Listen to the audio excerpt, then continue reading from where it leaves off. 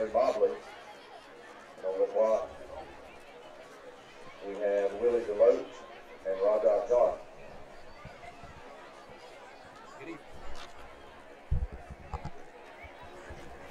Good evening, ladies and gentlemen. Welcome to Belleville, Georgia. We're high atop the press box here at Pinewood at Lowell Colley Field here in Belleville, Georgia, where your 5-4 Gators take on the rival Pinewood Patriots, or 2-6. This game is for all the marbles. Win, and you're in the playoffs. Lose, and you go home. That's the case for both teams. Did I say that we were playing Pinewood? Our biggest rival ever. You can throw out all the questions. This is our rival, and this is the year that we have to win, and it comes against the Patriots. I'm David Beaubien alongside with Phillip Brannen on color commentary. We've gone from possibly winning the region to now having to win this game, not just to move on, but to go into the playoffs. Last week's loss to Trinity was a tough loss. Trinity came to our house, and we won they won 32-13. Coach Hennessy feels our mindset is in a good position, but we know we've made some mistakes and got beat pretty good by a good Trinity team. We have to forget about it and move on.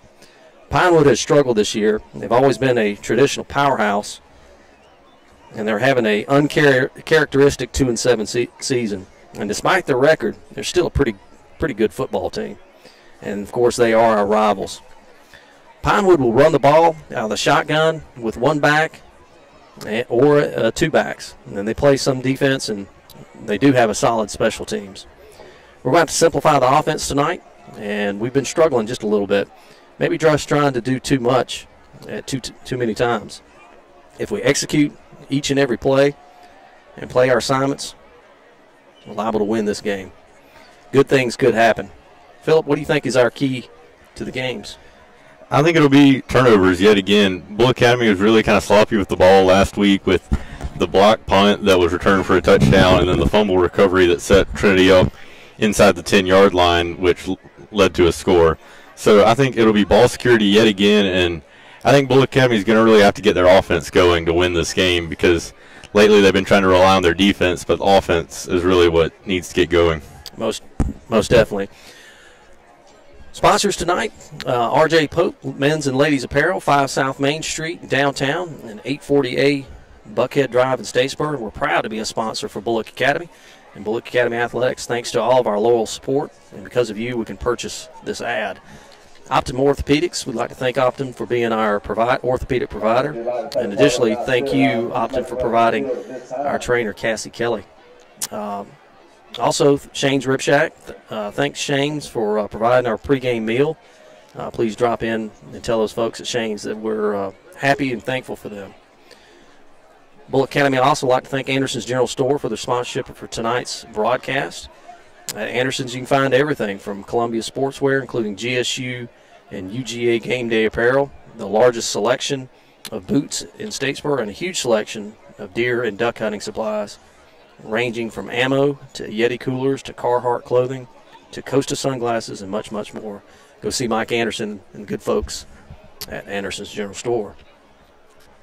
2000 football cheerleaders, seniors Ansley Beaubien, Grace Anna Kaysen, Reagan Cope, Ashley June Marsh, Avery Salter, Molly Vickery, Tori Bishop, Morgan Childs, Mary Claire Duggan, Brandon Howard, Samantha Joyner, Lizzie Culber, and Anna Massey. So stay with us. We're going to have the prayer and the national anthem. Wonderful game with these wonderful athletes and the parents and kids who support them through their athletic endeavors. Let no injury befell our competitors this evening. As we depart as brothers and sisters in Christ, may we have safe travels home and rejoice in these young people's fortitude and commitment to their academics and athletics. We ask this in your most holy name. Amen. And now the national anthem. For our national anthem, we have seniors Emily Goodman, Haley Thompson, Lauren Shiver, and Milligan Williams.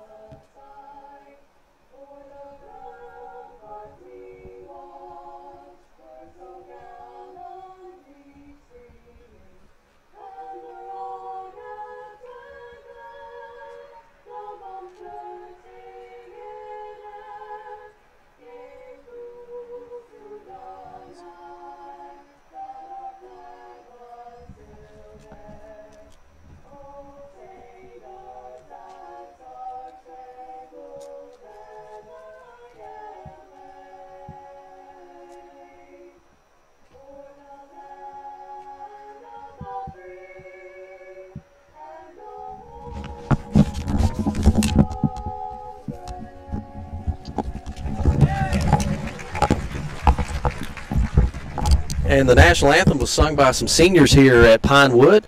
We've got 8 minutes and 39 seconds before the ball game, folks, and we're high atop Lowell Coley Field here in Belleville. Belleville's just a neat little town right outside of Claxton, and kind of reminds me of Mayberry. As you drive through here, it's just a neat little town, a lot of nice little houses on the side, and it's right down the road from Claxton. So, Phillip, how was school this week? It was good. First 2 days off due to fall break. The football team still practice those days, though, but shortened week school-wise, so that was, I think everybody enjoyed that. Did you do anything exciting? No, I did not.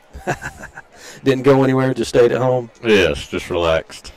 Well, we've got Pinewood tonight, and folks, it's as simple as this. If we win, we go on.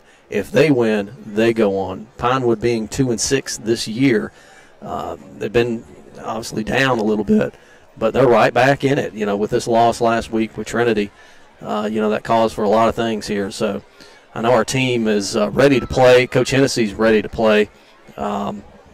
You were talking to anybody there on the during the week, and you know, what were they saying, the team? I mean, I just think their focus is really they need to keep their focus coming into this game. They were just talking about they have to focus on this game, not worry about next week, because if they don't win this week, there won't be a next week. That's right. That's right. So, you know, people are starting to look, you know, where would the next playoff game would be, but folks, we got to win. That's just all there is to it. It doesn't matter. If we don't win tonight, there's not going to be a next week. Football season will be over with. I was down on the field earlier walking around talking to Coach Hennessy, and I tell you what, this is a great field, great turf. They always do an outstanding job here at Pinewood. So the playing surface, we got a beautiful night tonight, right at about 70, 75 degrees. It'll cool off a little bit, be a little humid at first, but fortunately it'll cool off a little bit here at Pinewood. So this first time here for you, football? Football-wise, yes. Been here for basketball and other sports, but first time for football. First time for football. Well, let's take a 1 minute break, and then we'll be back here in just shortly. 1 minute break. You listen to Bulloch Academy Sports Network on the Bulloch Academy Sports Network YouTube. 1 minute break.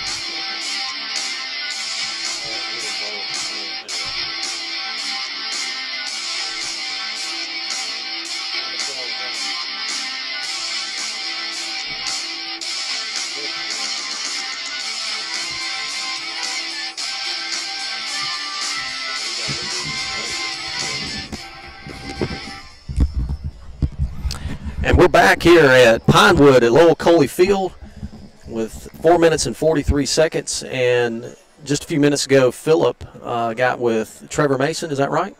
Yes. Got a quick interview, so hold on just a second. We'll get that interview.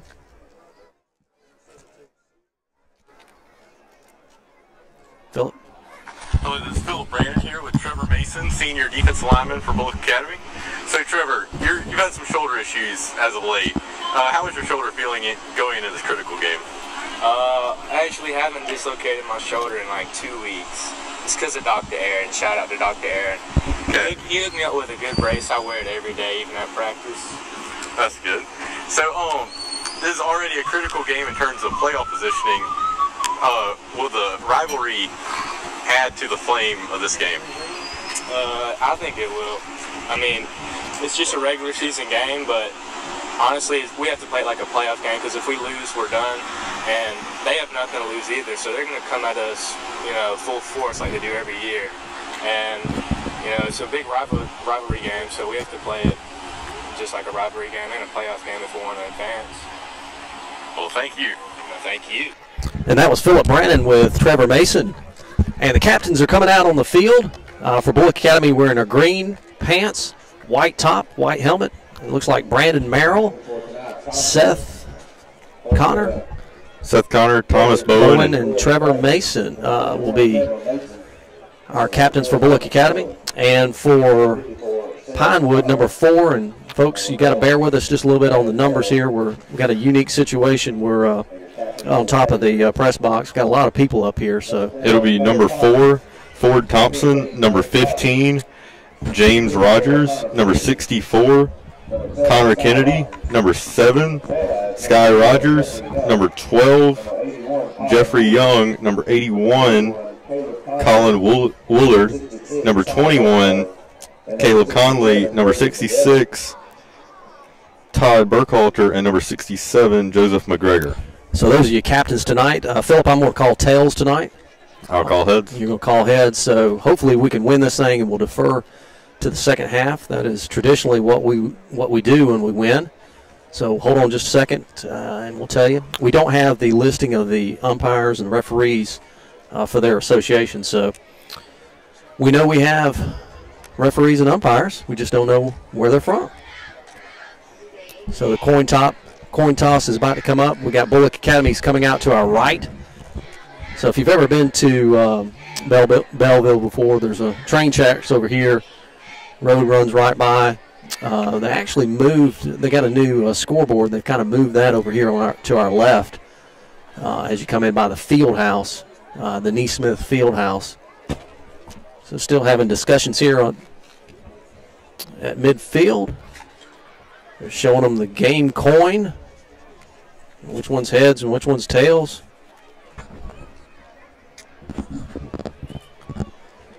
And we're about to have the coin toss. Pinewood will be coming out to your left. They're in their all green pants, green tops, with green helmets. This might be the longest coin toss we've ever seen before, Phillip. Yeah, it's a long explanation, so. Telling them what they can and can't do. So we just need to have a solid football game here tonight, Phillip. Coin toss is up. Looks like Belleville might have won it. They did, and they will be deferring. So we'll be receiving the kickoff. Determine which side they're going to be kicking from. Got a kind of a small crowd here tonight. Good crowd from Bulloch Academy. Of course, it's only just a few miles, about 15 minutes away. So Bulloch Academy will be receiving, and Patriots will be kicking from your left to your right. So let's take a 1 minute break. 1 minute break. You're listening to Bulloch Academy on the Bulloch Academy Sports Network.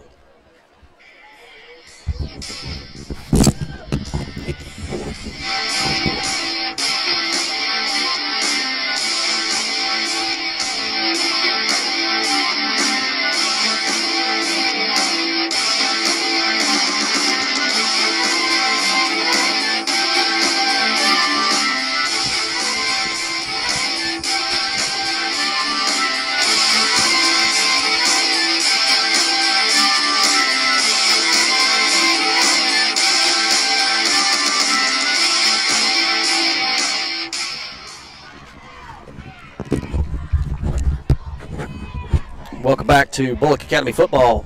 We see Josh Aubrey here with Statesboro Herald, so we want to thank Statesboro Herald for covering the game. We got the Bulloch Academy coaches up here with us, so be able to hear a little bit the inside track. We've got another broadcasting team up here and another broadcasting team. I hope all the nails are in the roof. We got a lot of people up here, Phillip.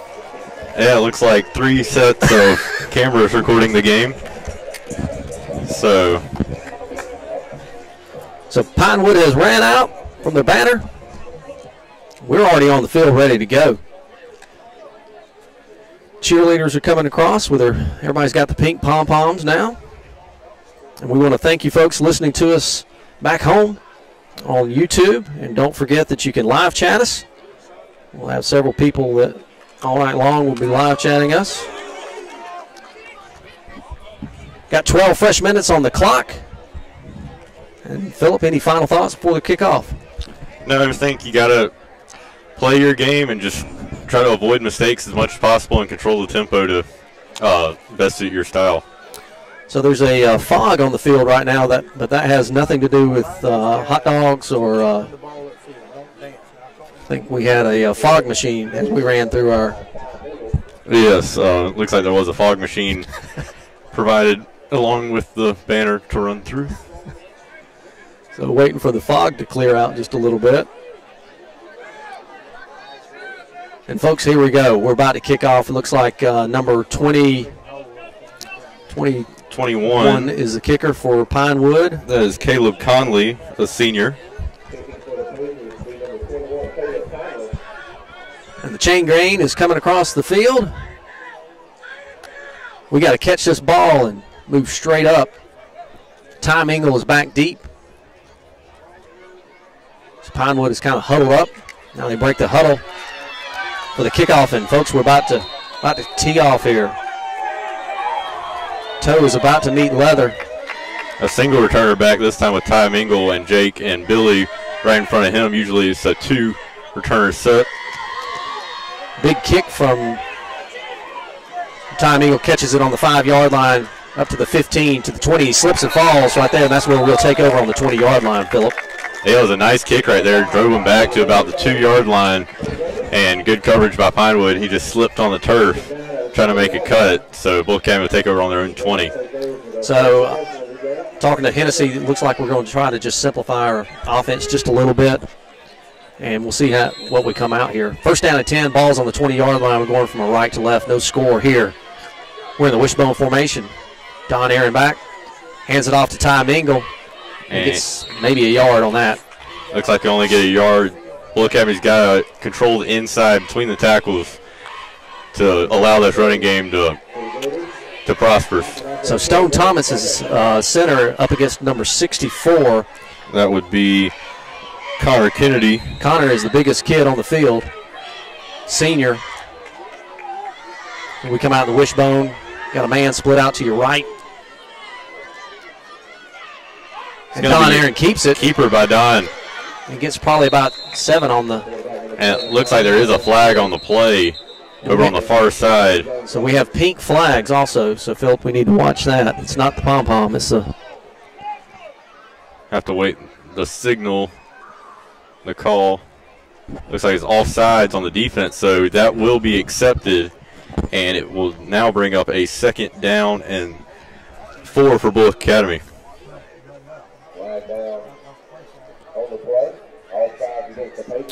So they mark it off right here.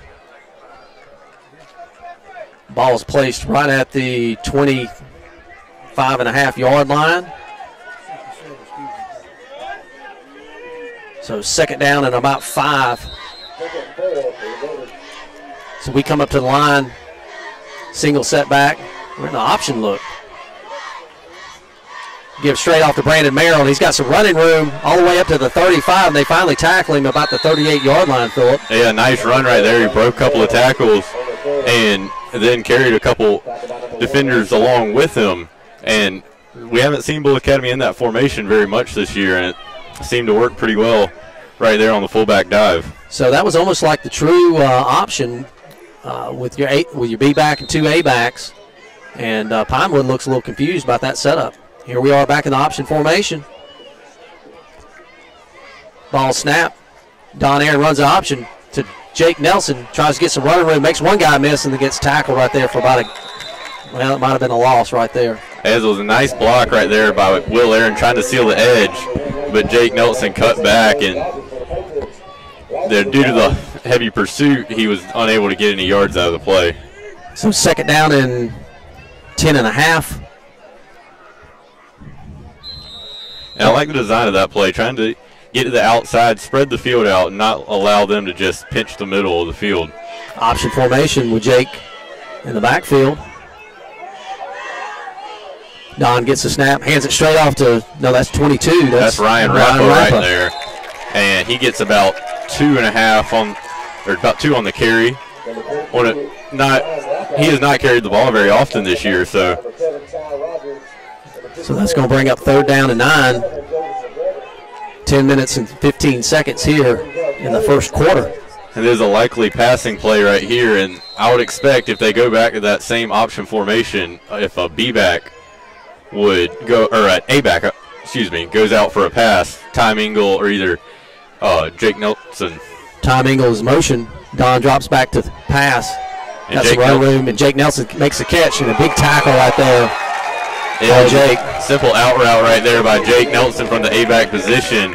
And he was open, but them having to get 9 yards, he was unable to get any extra yards after the catch. So that'll bring up a 4th and 5. Ball's on the 42, 43-yard line. Looks like we're bringing out the pup team. Be Seth Brandt out there. He did have a punt blocked last week, so let's hope Bull Academy's protection keeps this punt clean. So Seth's back on his own 28-yard line. We need a good snap here. Low snap. It bounces to him. He gets it off, though. What a great kick. Spiral, and it takes a roll, Bulloch Academy roll, and it's going to be down right there on the 24-yard line. That's where Pinewood will take over. Yeah, it's a nice punt right there.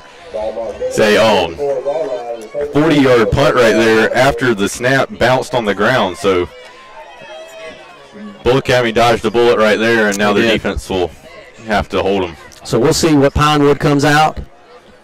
You know, Coach Hensley's saying that it's very similar shotgun formation, what we've been seeing all year long, and there it is, a shotgun. We got twins right, twins left. Yeah, empty back formation. Guy comes in motion across the field, just a little jet sweep, and Trevor holds him out right there. A big hit by Trevor Mason to knock the guy out of bounds. There's not a lot of sideline here, folks.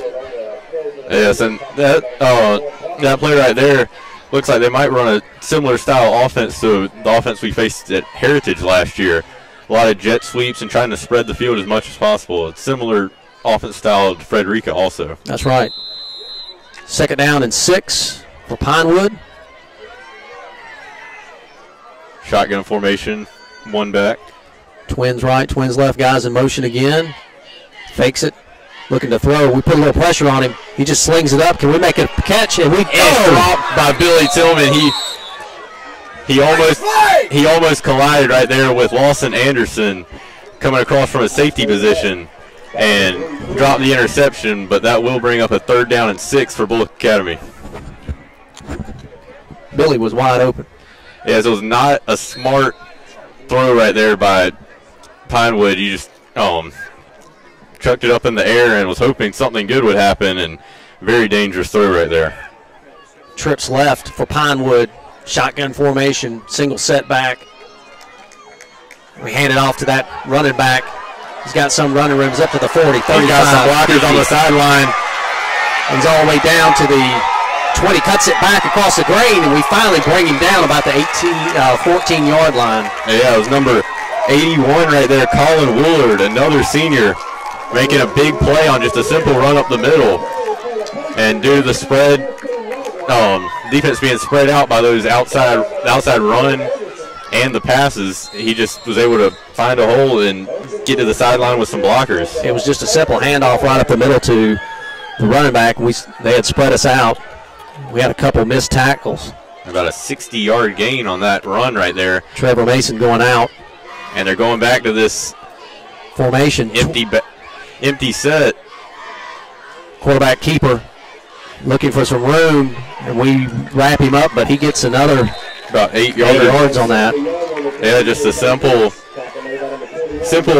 quarterback draw, and that's really the problem facing an empty back set in an offense. If they run it up the middle, your defensive lineman, you got to beat your man on the line because you don't have much help because you have to guard the wide receiver spread out wide. Ball's on the 5-yard line, 7 minutes and 15 seconds. 2nd down and 2. They can get a 1st down here. We need to hold them right here. They come up to the line. Twins right, twins left. And going back to the empty back set, they do have number 24 set as kind of an extra blocker up near the line. Kind of the slot motion. The guy comes in motion. jet sweep again, and quarterback keeper, and he's in the end zone. Touchdown right there on a 6-yard run right there from number 12, Jeffrey Young. Jeffrey Young. So with 6 minutes and 45 seconds, touchdown run by the quarterback, and your score is 6-0 here early in the first quarter. They do the swinging gate, come up for the extra point, number 21. Need to put some pressure on this guy right here. Ball's up. And it's a low kick. Low kick, but it does go through. So your score early in the first quarter, Pinewood 7, Bulloch Academy 0, 6 minutes and 45 seconds. We'll stay right here. And a critical play in that drive right there, because Billy Tillman, he had the interception, it was dropped, and then the next play, that big 60-yard run. And those are plays that really can swing the momentum of a game, especially in a rivalry game like this. So Pinewood is about to put the ball on the 40-yard line for the kickoff. Tom Ingles back deep. Jake Nelson, Billy Tillman. It's not what we wanted to see early. Folks, they deferred the kickoff and stopped the Gators, made them punt. They drove back down here, and they scored. We want to thank all our folks listening to us back home in Statesboro on the YouTube, on Bulloch Academy Sports Network. Number 21 back to kick. Had a pretty good kickoff of that first one. Yeah, so Ty Mingle has his feet on the 6-yard line, getting ready for this kick. And another high, long kick. Ty catches it on the 5-yard lines up to the 15, 20. Tries to make one guy miss, and they tackle him on about the 26-yard line. Yes, he tried to bounce it outside, but Pinewood had it covered, so he had to take it back inside and got up to the 26 for a 21-yard return. So we'll take over right there on the 26-yard line. First down and 10 for Bulloch Academy. We come up in the wishbone formation again. And the free safety's up, only 10 yards away from the line. We hand it straight off to Brannen. He gets maybe a yard on that. Stone Thomas drove number 74 all the way back, probably about 10, 15 yards on that. Aiden Williams, only a freshman right there, going up against Stone Thomas. We'll pay attention to that tonight. Option formation again. Don Aaron pitches it off to Tom Ingle. He's got some room, but they snuff him out right there. It's about 4 on that. Yeah, it was they're getting a lot of penetration at the line, and it's really making it hard. Even after this pitch, I mean, that's the correct choice to pitch the ball right there, but he's not having much room. The pitch guy is not having much room to run before he's hit, and Pinewood has not missed tackles, which has been critical. So it's going to bring up 3rd down and 5. They're trying to make him jump. Ball's on the 31, 32-yard line. And ball's on the turf. And it'll be recovered by Pinewood at Bulloch Academy's 30-yard line. So Don faked the handoff, and it got hung up between him and the B-back. And it's recovered by number 20, John Marshall Hedrick. It's not what we wanted to start off with here, folks. And it goes back to one of my keys of the game is turnovers, and really costly turnover. And Bulloch Academy's defense is gonna have to step up right here and prevent any points getting on the board, because you can't get too far behind this early in the game. Ball's on the 30-yard line for Pinewood. 1st down and 10. Twins right, twins left. Got a guy in the backfield. Shotgun formation. Odd snap. And he just makes 4 or 5 people miss, and we finally wrap him up, but he gets about 5 on that. Yeah, multiple missed tackles right there on really what looked like a busted play, and Pinewood have a 2nd and 5 now from Bulloch Academy's 25-yard line.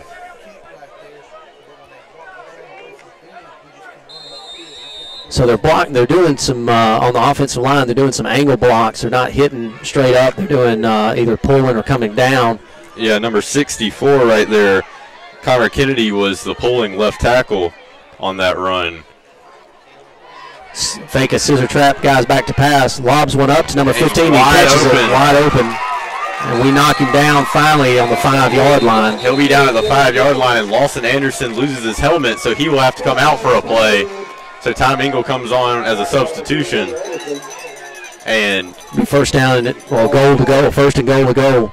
Ball's on the 5-yard line. And they faked 2 handoffs on that play right there. And Bulloch Academy, it lured them in and allowed for the open pass out there to the flat to number 15, James Rogers, another senior. Twins right, twins left. Empty backfield. Quarterback's by himself. Guy comes in motion, watch the jet sweep. And there it comes. Touchdown. Touchdown. Number 81 right there, Colin Woolard. Well, with 4 minutes and 9 seconds on a 2-yard touchdown run by Pinewood, and your score 13-0 already, folks. With the point after pending. And all it was a simple jet sweep. Our ends got kicked out. Linebackers came in. There was no containment out there. Need to put a little pressure on the kicker here. Ball snap, up, and it's good. 4 minutes and 9 seconds, and your scores: Pinewood 14, Bulloch Academy 0. We'll stay right here.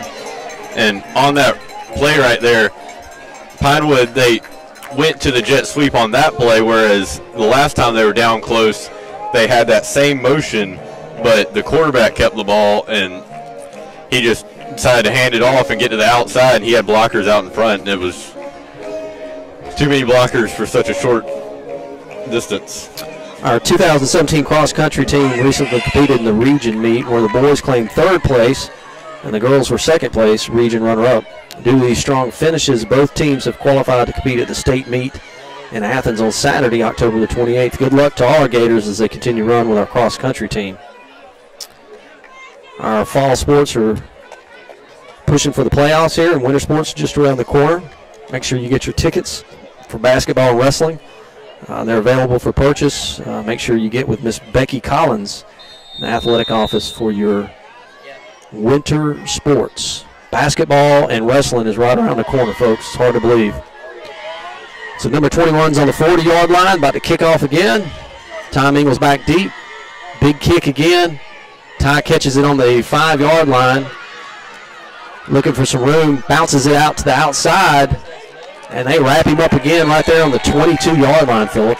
Yes. And Bulloch Academy, not the starting field position that they would like. They would like a good kick return to spark this offense maybe and get some momentum going in their favor. So it's really this is going to be a critical drive, because if you go 3 and out right here, you're leaving your defense out there for another possession after 2 quick scoring drives by Pinewood. So we line up an option. Don Aaron's back to pass, rolls out.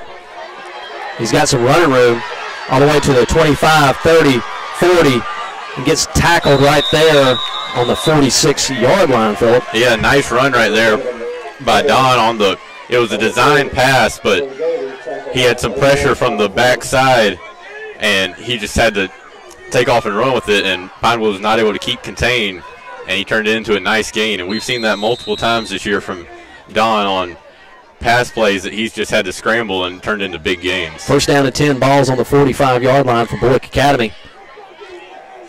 We come up to the line in the wishbone formation.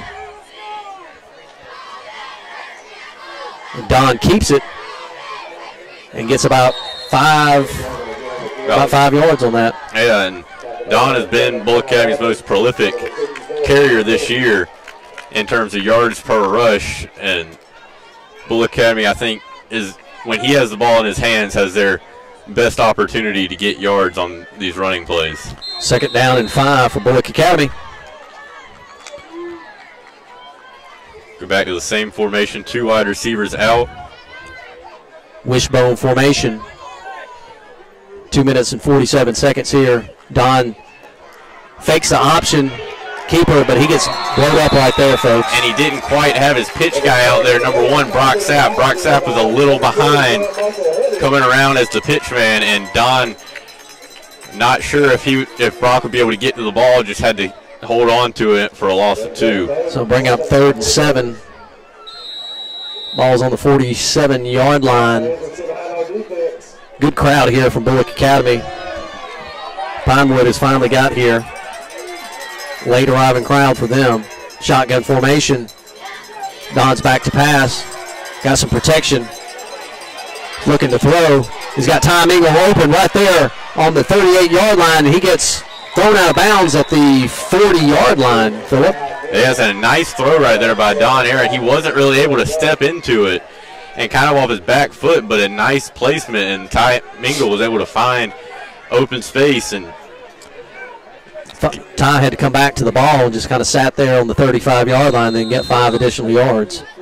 So 1st down and 10, we finally broke past the 50-yard line, Phillip. Yes, so ball on Pinewood's 40-yard line, and Bulloch Academy goes back to this traditional option set with Ryan Rappa at the B-back. And Don keeps it and gets maybe 2 or 3. I tell you, the defensive end, he's really playing a great job right here. He's not letting anybody in. He's shucking the blocks off.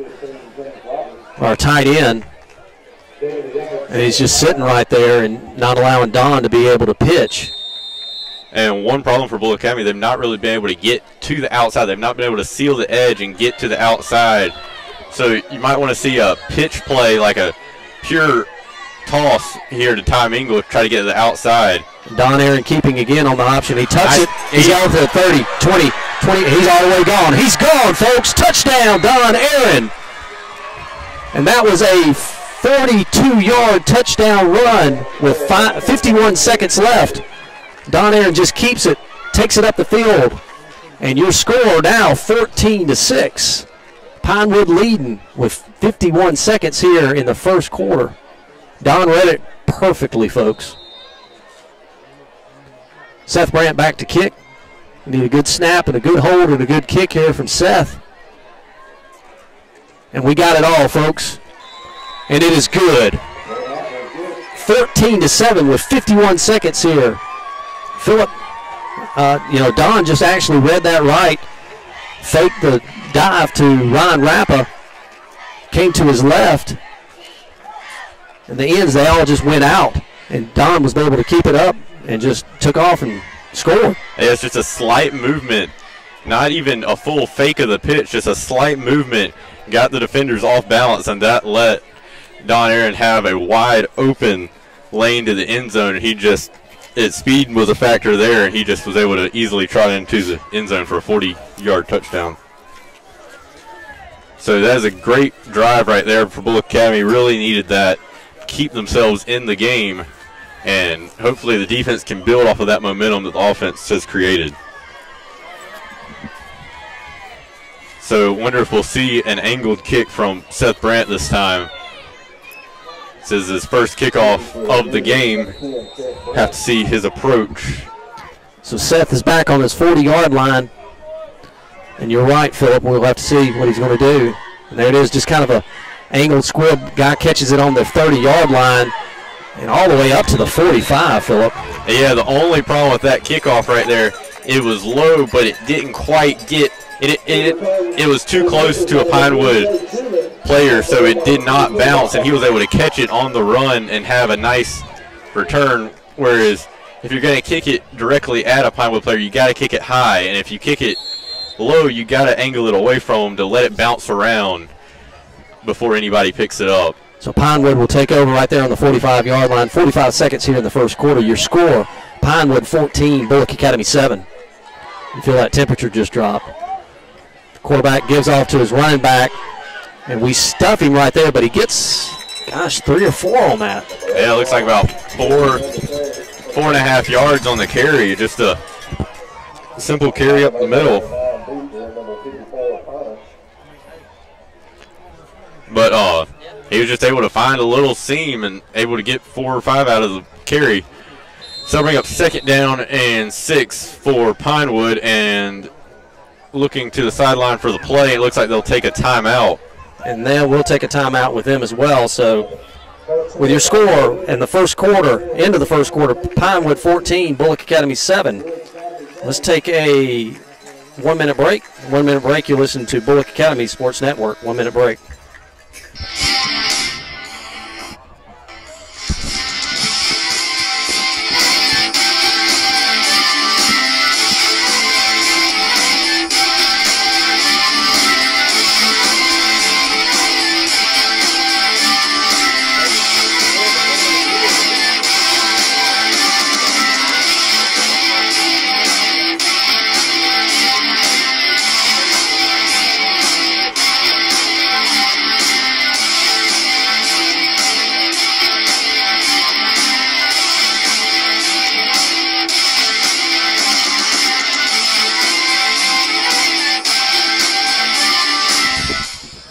Welcome back to Bulloch Academy Football on the Bulloch Academy Sports Network.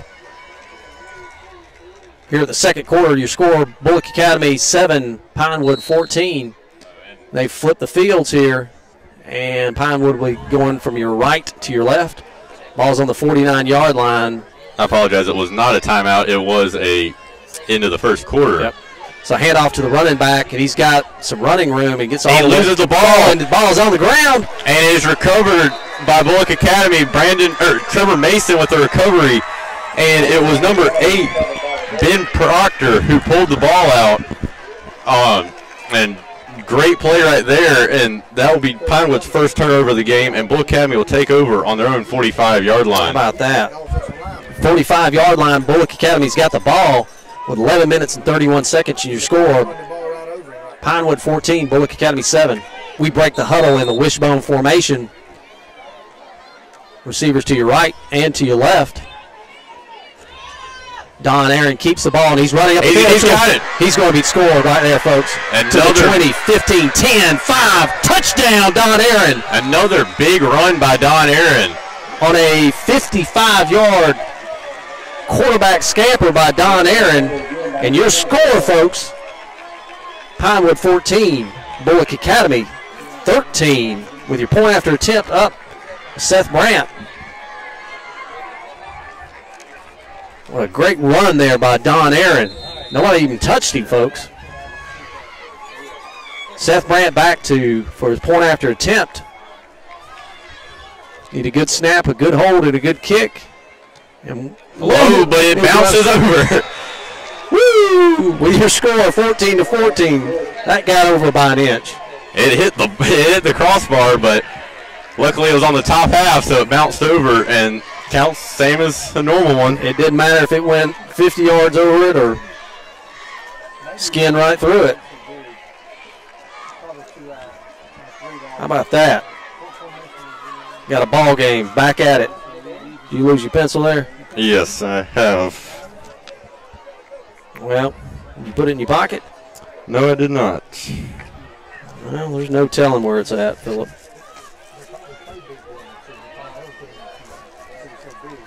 Phillip was trying to write down our score. There, he found it. So Seth is on his 40-yard line. Your score 14-14 with 11 minutes and 9 seconds here in the second quarter. We've had 2 quick scores by Don Aaron. And the coaches up here have seen something that they like. And an onside kick. And it bounces off. Brannen Merrill recovers it for an onside kick. Great execution right there by Seth Brandt. Had the perfect bounce on it, and it just bounces right over Pinewood's front line when they weren't even expecting it. So it was only 2 people on their front line, and it just bounced over both of them, and Brandon Merrill recovered it. And special teams has been a big plus for Bulloch Academy this year with Seth Brandt at the kicking position. Seth has done a well of a job this year, folks. So we come up the line in the we come up in the option here. Brandon Merrill and Don Aaron just keeps it again, and guess what? It gets pushed all the way up to for about an 8-yard gain. Yes, nice. Just following his blockers right there, right up the middle, and I would keep the ball in Don Aaron's hands as much as possible, the way he's been running the ball with over 100 yards already. So we're running to the left-hand side, folks. Big number 64 is on the right-hand side of the offensive line, and that kid he's a big kid. And every run, just about, we've been going to the opposite side for number 64. We'll see if that continues tonight. Wishbone formation. Ball snap. Give to Brandon Merrill. He's going to be close to the first down. Looks like they're going to give it to him. Yeah, it looks like he'll fall forward for a 2-yard gain, and that will be enough for the first down at Pinewood's 35-yard line. First down and 10 for Bulloch Academy. Looks like Stone Thomas tying his shoe. And running away from a difference maker on the defensive line, if you continuously do that, it can get them frustrated and kind of disengaged from the game. So, and he is coming out of, number 64 is coming out of the game right now, kind of limping off. Looks like he's getting tired out there. So we come up to the line, first down and 10, ball on the 35-yard line, 9 minutes and 52 seconds. Score is all tied up here, 14 all. Option, Don's back to pass. And looks like a little screen, but incomplete. Good throw by Don just to get rid of it. Yeah, throw it where it's close enough to your receiver, you're not going to get intentional grounding, but not a dangerous enough pass that has a chance of getting intercepted. Because they tried to have Brock Sapp come out of the backfield for that pass play, and he just couldn't quite get away from the defender in time to get open and allow Don to have a clean receiver. Second down and 10, 9 minutes and 42 seconds. Option formation. Don hands it right off the middle and gets probably about 3 on that. The coaches have seen something in this interior line, thinking that we can bust through, and it's obvious after those last 2 runs by Don that we got something here. Yeah, so Bulloch Academy slowed it down a little bit. Might want to give Don a little bit of a rest after his big runs, and then he might have close to 100 yards already. He has over 100, I believe, because those 2 runs combined were over 95 yards. So we'll give him 100 yards. Third down and 7. Don keeps it again, and he gets wrapped up right there. And he'll be tackled in the backfield, and I think Bulloch Academy will keep their offense on the field. I tell you, Stone Thomas is blowing number 74 off the ball.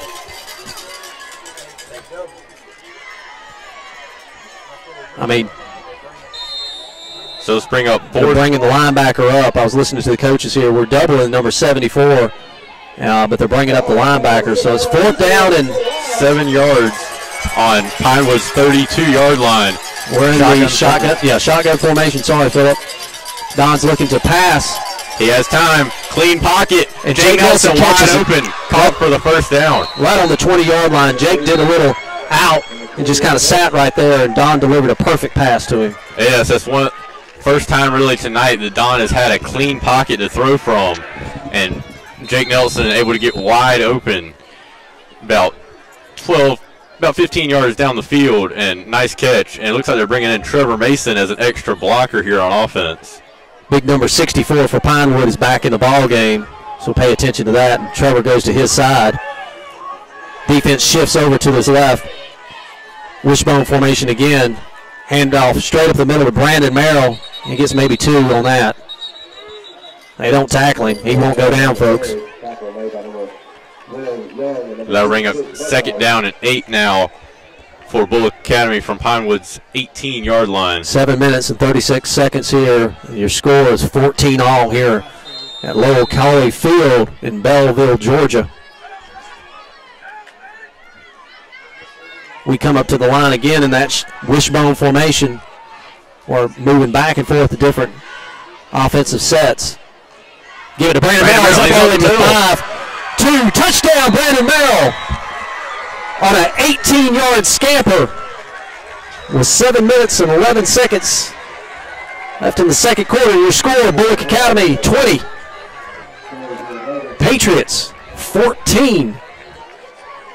Seth Brandt back for the PAT. We need a good snap and a good hold and a good kick here. Seth, get it up just about another inch. Good snap, good hold, And a great kick. He redeemed himself on that. Your score 21, Bulloch Academy. Pinewood 14 with 7 minutes 11 seconds here in the second quarter, Phillip. I tell you what, we got down by 14 points and we said enough of that. Yes, I think really the big momentum shift in this game was Don Aaron's 40-yard run that got this offense going a little bit, opened it up, and then that just gave the defense some confidence. And then the onside kick right here, which surprised everybody. Yes, and a great execution by Seth Brandt, getting it to pop up on about the third bounce, and just great coverage also. You know, the new rule this year, you can't kick the ball into the ground to let it bounce up. You can immediately start it off. And it rolled and then just took a hop. It was magic. Went over the end's head. He didn't know what was happening here. It's hard on those kicks when you don't expect it, when you got everybody bearing down on you about ready to hit you. And I don't expect another onside kick right here, but Pinewood is not overloading. And it is again. And it will. It's going to be close here, folks. I think Pinewood has recovered it. They've recovered it. He didn't get that that late big pop-up bounce on it right there. But I like the idea of it. I would have liked to see it come to this side of the field. There only was 2 defenders over here, and he executed it really well on this side, and they did not have any help behind that front line. So I think, I could have exploited that side yet again. Pinewood will take over on their own 46-yard line. They come up to the line. Shotgun formation, single setback, trips right. Ball snap, they pulled the guard. Simple handoff, and we finally wrap him up. Thank goodness we held on to his jersey right there. Yeah, Christopher Howell got a little bit too far outside from his in position, but was able to hold on to the Willard's jersey on the run right there and saved a big gain and limited it to only 4 yards. It was interesting. They ran it to the left, but they had the backside tackle pull on that. Looked like trying to hook the linebacker, the backside linebacker here. Trips right again. Same formation again for Pinewood. Ball snap. Same play again. We wrap him up right there, and he doesn't get any gain. Yeah, Ben Proctor on the tackle right there. And they're trying to pull that right tackle on the run, but is not worked successfully so far this drive. Number 73 for Pinewood is pulling just about every play there. So that's going to be 3rd down and 6 with 5 minutes and 57 seconds here. Ball's right on the 50-yard line for Pinewood. They walk up to the line. Trips right. Shotgun formation. Be a good time to sit in the house right here. We got some pressure on him. Looking to throw it. It's out of his hands. He was wide open, and he just didn't make the catch. Yeah, Will Aaron slipped on coverage right there, and luckily number 4, Ford Thompson, just dropped the ball. He's thrown really hard, and if he catches the ball on the sideline, if Will Aaron is not able to recover and get up quickly, it's a touchdown. So Bulloch Academy very fortunate right there, and that'll bring on the punting unit at number 21, Caleb Conley. So punt formation time, Engle back. He's on the 15-yard line. I want to thank Alan Cruz for listening to us tonight. Ball's kicked, good high spiral, but it's kind of short and it gets a Bulloch Academy bounce, and we will take over on the 30-yard line. Yes, Bulloch Academy. Only a 20-yard punt right there. Had some height, but not enough distance, and so Bulloch Academy, not outstanding field position, but really about as good a field position as they've had other than the onside kick and fumble. So Bulloch Academy take over on the 30-yard line where it'll be 1st down and 10, and we're leading 21-14 here, folks, in the second quarter here at Lowell Coley Field in Belleville. Wishbone formation for Bulloch Academy. Don's trying to take a little bit of time off the clock. Hands it off to Brandon Merrill's into the 30. Oh, he gets tackled right there, one guy. Yeah, he tried to cut back right there and couldn't quite get past the safety. And nice 9-yard gain on 1st down right here. And this really opens up the playbook and allows for a shot play right here with only about 1 or half yard to get right here. So they brought in the big number 64 again for Pinewood. Took 74 out. We're in the option formation again. Hand off to Brandon Merrill. He tries to scrape to the outside but gets tackled there. It depends on the spot, and it looks like they might give him enough for the first down. It will be close. And it will be enough for a first down. So that'll... And... Well, hold on. Referees are signaling first down, but there is a dispute. First down. And it will be a first down. The Pinewood family wants them to measure, and now the coach is asking for a measurement as well. They've already moved the chains, though, so the chains have already been moved, so we'll have to see. They're going to have to flop them around here. Hopefully the referee is, I think he even pulled up the, he did. They hook a chain to where they mark on the field. He already pulled it up. Now he's got to go back. I don't know about this. I don't know if it'll be possible to measure this. And Coach Hennessy is in the ear. They jacked this up. So the referee had already pulled the flag off where they clip it onto the field. I don't know if we're going to get the first down now, Phillip. They need to give it to us, to be honest. The drive started on the 30-yard line, and the ball is on the 40 right now. So, and it will be short, I think. Nah, they're going to have to get the slide real out. And it will be a first down. And they're disputing it now on the Pinewood sideline of the call. They didn't do the right thing. Well, anyway, it's first down and 10 for Bulloch Academy. They had moved the chains already. The referee had pulled the clip off. Pinewood coaches are just ecstatic right now. But it's first down and 10 for us, for the good guys. Option formation again, Ryan Rappa in the backfield. Don Aaron keeps it, and he gets all the way to about the 44-yard line. Able to fall forward for about 4 yards. We were definitely running away from number 67, or number 64, excuse me. But Stone Thomas, our center, is pushing that defensive line. And with him only playing on the offense side of the ball, it allows him to exert more energy compared to some of these players that play both sides of the ball. Wishbone formation again. Don Aaron pitches it to Jake Nelson. He's to the 50. He gets wrapped up right there, but he gets a first down. And, yeah, a late pitch by Don Aaron, but a great job by Jake Nelson to catch the ball. It was a little high, but he was able to catch it and turn it into a nice 10-yard gain for the first down. So we'll be on our own 45-yard line. We'll be first down and 10. On Pinewood. Pinewood, excuse me. Why do I always do that? I do that just about every game. I thought I'd have it by now. Option formation for Bulloch Academy. Tom Engel comes this way. Jet sweep. Can he get to the outside? That was just a good play by the end. Yeah, Bulloch Academy not quite able to push their blocks upfield, and they just kind of strung it out enough, but it will be a holding call on Bulloch Academy. So that'll back us up here. And it's kind of hard to see those pink flags on the ground. You would think you would be able to see them. And now the ball will be backed up to Bulloch Academy's own 44-yard line now. Thank you, Phillip. Keeping me straight. Clock winds with 3 minutes and 15 seconds here. So now first down and 20 for Bulloch Academy. Phillip, if we don't get electrocuted by the end of the night, it'll be a good day's work. We've got power cords everywhere. Option formation for Bulloch Academy. Don Aaron keeps it. Yeah, midline. Just a midline option is all it was, and everybody collapsed on him.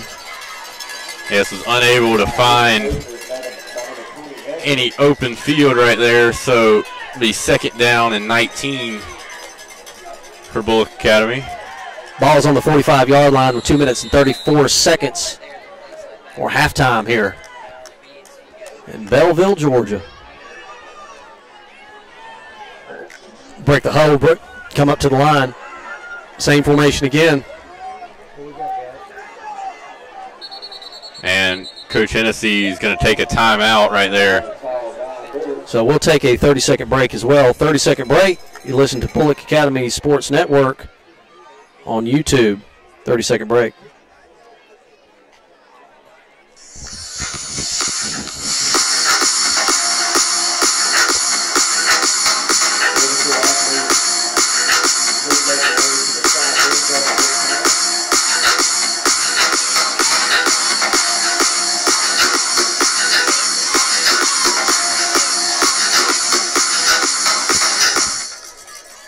Welcome back to Bulloch Academy Football. I'd like to thank our sponsors, R.J. Pope. R.J. Pope Men's and Ladies Apparel, 5 South Main Street in downtown and 848 Buckhead Drive in Statesboro. Proud to be a sponsor of Bulloch Academy Athletics, and thanks to all our customers for your loyal support. Because of you, we can purchase this ad. Go see Ronnie Pope and Mark Glover, Scott and Wes Pope. Good folks there at R.J. Pope. 2 minutes and 15 seconds here in the second quarter. Option formation again, 2nd down and 20. Don's back to pass, looking for some room. And he's underthrown and intercepted by the opposing quarterback, Jeffrey Rogers, but I think there might be a flag on the play. Could be pass interference, maybe. We'll have to await the call. Are they picking up the flag? That was just a beanbag to mark the spot, Phillip. Yellow big beanbag. Makes it hard enough. So 1st down and 10 for Pinewood. The ball's on the 39-yard line for them. Ty was open. He just kind of... It was just an underthrown ball and tipped up in the air by number 12, Jeffrey Rogers, and he was able to come up with the interception. So Pinewood takes over on their own 44-yard line. Quarterback give to the running back, and we tack him right there. Chris Howell did a good job, and he didn't want to. By God, he didn't want to, but he did it. And nice job coming up by Nate Rice and Seth Connor to tackle him for a 2-yard gain right there. So, folks, you might hear some background noise. We have the Bulloch Academy coaches up here with us. That gives us a little more insight of what's going on the other side. Minute 38 seconds here. Pinewood is in no hurry at all. All kinds of confusion here. Trips right. Wasted about 15 seconds here. There is motion throughout the formation right there. After all that, and they had motion. So that'll back them up 5 yards, and that will bring up a 2nd down and 13 for the Patriots. You'd think that Pinewood would kind of hurry up just a little bit, but they were kind of slow getting started there. They have all 3 timeouts, but have to go 64 yards for a touchdown with under a minute and 20 seconds left. Pinewood comes up to the line, trips right again. Lone setback. Ball snapped to the quarterback. He's looking to throw. We got some pressure on him. Can we tackle him right there? And we do for a sack. Yeah, Ben Proctor coming up with the sack. And Pinewood looks like they'll take a timeout right there. Let's see. That's actually taken by Bulloch Academy. How about that? Bulloch Academy wanting the ball back, and that will be 3rd down, and it looks like about 23 maybe? I was going to say 25. Optum Orthopedics, we'd like to thank them for being our orthopedic provider. Additionally, thank you, Optum, for providing the services of our trainer, Cassie Kelly. Also, like to thank Shane's Rib Shack for providing tonight's pregame meal. Drop in and visit the folks at Shane's. And while you're there, tell them thank you for feeding the Gators. And Anderson's General Store, thank you for your sponsorship. At Anderson's, you can find everything from Columbia Sportswear, GSU and UGA game day apparel, the largest selection of boots in Statesboro, and a huge selection of deer duck hunting supplies ranging from ammo to Yeti coolers, Carhartt clothing to Costa sunglasses, and much, much more. Let's hear Mike Anderson, the good folks at Anderson's General Store. So hunting season opens up tomorrow, Phillip. Didn't know if you knew that. I've heard. Well, it opens up tomorrow. Deer season. If you hadn't got all your deer gear, go by Anderson's. But you might be late. Tomorrow it opens up. Trips right. Third down and a lot here. 24 yards. We're firing Trevor Mason. The handoff to the running back and nowhere, folks. Yeah, we take another time out here. Yeah, it's Bulloch Academy wanting the ball back and trying to let as little time run off the clock as possible. And Pinewood right there just almost an impossible third down to convert right there. And they just want to force Bulloch Academy to use their final timeout. So that will bring up a 4th down and 24 for Pinewood. So Pinewood will be punting, and looks like we might put a little pressure on him here, see if we could block it. But if he kicks it, you know, Tom Engel will be back, and if he can just get upfield, don't dance, go north and south, yeah, go. Similar to if he can return one like he did against Robert Toombs, that would be crucial right here. Give Bulloch Academy momentum going into halftime because Pinewood does get the ball to start the second half. So we're up here on the press box, and folks, there's a skull hole that goes down, and I don't know if I'm going to catch Coach or not here. He's we don't want to lose a coach falling down the skull hole. Punt formation for Pinewood. Ty comes up to about the 45-yard line. We're bringing everybody. Could have pressure on him. High kick. Calls for a fair catch. And it hits the Pinewood player. Right on the. They down it with 29 seconds left. Took a long time there to spot that ball, Phillip, after it hit the Pinewood player. And 29.7 seconds left for Bulloch Academy at their own 47-yard line. And I would say they need about 30 yards or so to get in the edge of Seth Brandt's range for a field goal. So we're in the shotgun formation here. Don Aaron got Brandon Merrill back to help out. Don's back to pass, surveying the situation, looking to throw. Deep He's got Billy Tillman. Wide open all the way down to the 10. He stays in bounds. Touchdown. Touchdown, Billy Tillman. On a 47-yard, or 53-yard touchdown throw with Don Aaron to Billy Tillman with 19 seconds left. And your score, folks, 27. Bulloch Academy, Pinewood 14. And Bulloch Academy, they've really been able to protect Don Aaron these last couple of drives. Seth Brandt back for his point after tip. Good snap, good hold. All the above. And it's up and it's good. And your score, Bulloch Academy 28, Pinewood 14 with 19 seconds left in the second quarter. How about that, folks? We wanted the ball back, and by gosh, we got it. And Billy made a good catch. Good run. I thought he was going to be knocked out of bounds there, Phillip. Yes, I mean, if he was knocked out of bounds, they would have been in field goal range. But luckily for him, he was able to keep his feet and was far enough away from the out of bounds line that he was able to turn back upfield and take it in for a touchdown. So on our live chat, Miss Catherine Brown, who's been chatting with us all year long, she's finally able to watch it in person here tonight. So Catherine, we thank you for being here. Deanna Page, so proud of our boys. Way to stick with it, Gators. So don't forget you can live chat us right now. So Catherine, if you're I know you're in the house listening to us. Squib kick, and it's off a Pinewood player, and they recover it right there on their own 36-yard line. With 16 seconds left. But Catherine, if you're in the house, I know you are here. Stop by and say hello to us. You've been loyal all season long on the live chat. I think Catherine is related to Coach Hennessy. Right, Phillip? I believe so. I believe that's what you told me. I think she is.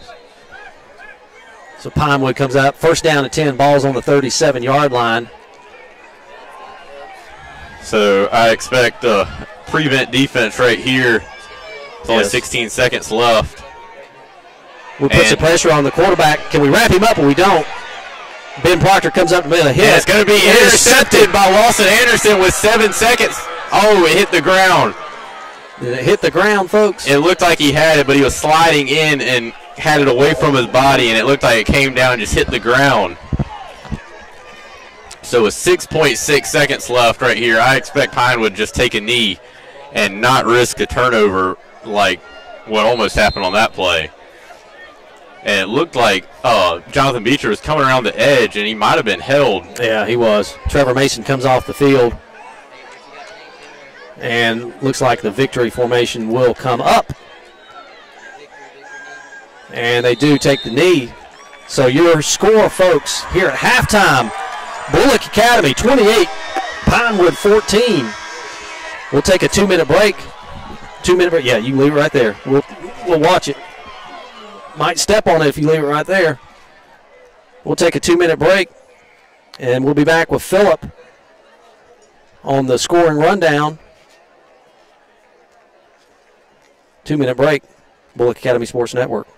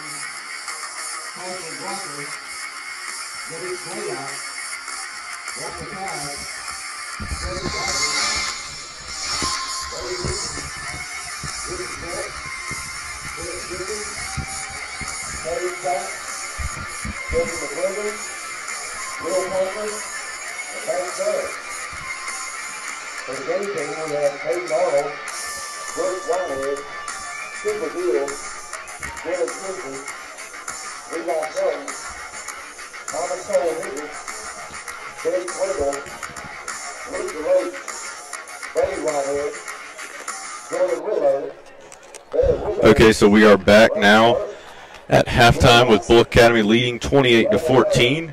And here's a scoring breakdown of what has happened so far. So Pinewood got on the board first with 6 minutes and 45 seconds left in the first quarter on a 6-yard run by the quarterback Jeffrey Young. And the point after attempt was good, so that was 7-0 Pinewood. And then shortly after, Pinewood comes back less than 3 minutes later with 4 minutes and 9 seconds left in the first quarter. A 6-yard run by Woolard, and the point after attempt successful, make it 14-0 Pinewood. But Bulloch Academy, they responded with 51 seconds left in the first quarter with a 40-yard run by Don Aaron, with the point after attempt by Seth Brandt good to make it 14-7. Then the second quarter, with 11 minutes and 9 seconds left to go in the second, a 55-yard run by Don Aaron, and a point after attempt by Seth Brandt made it 14-14.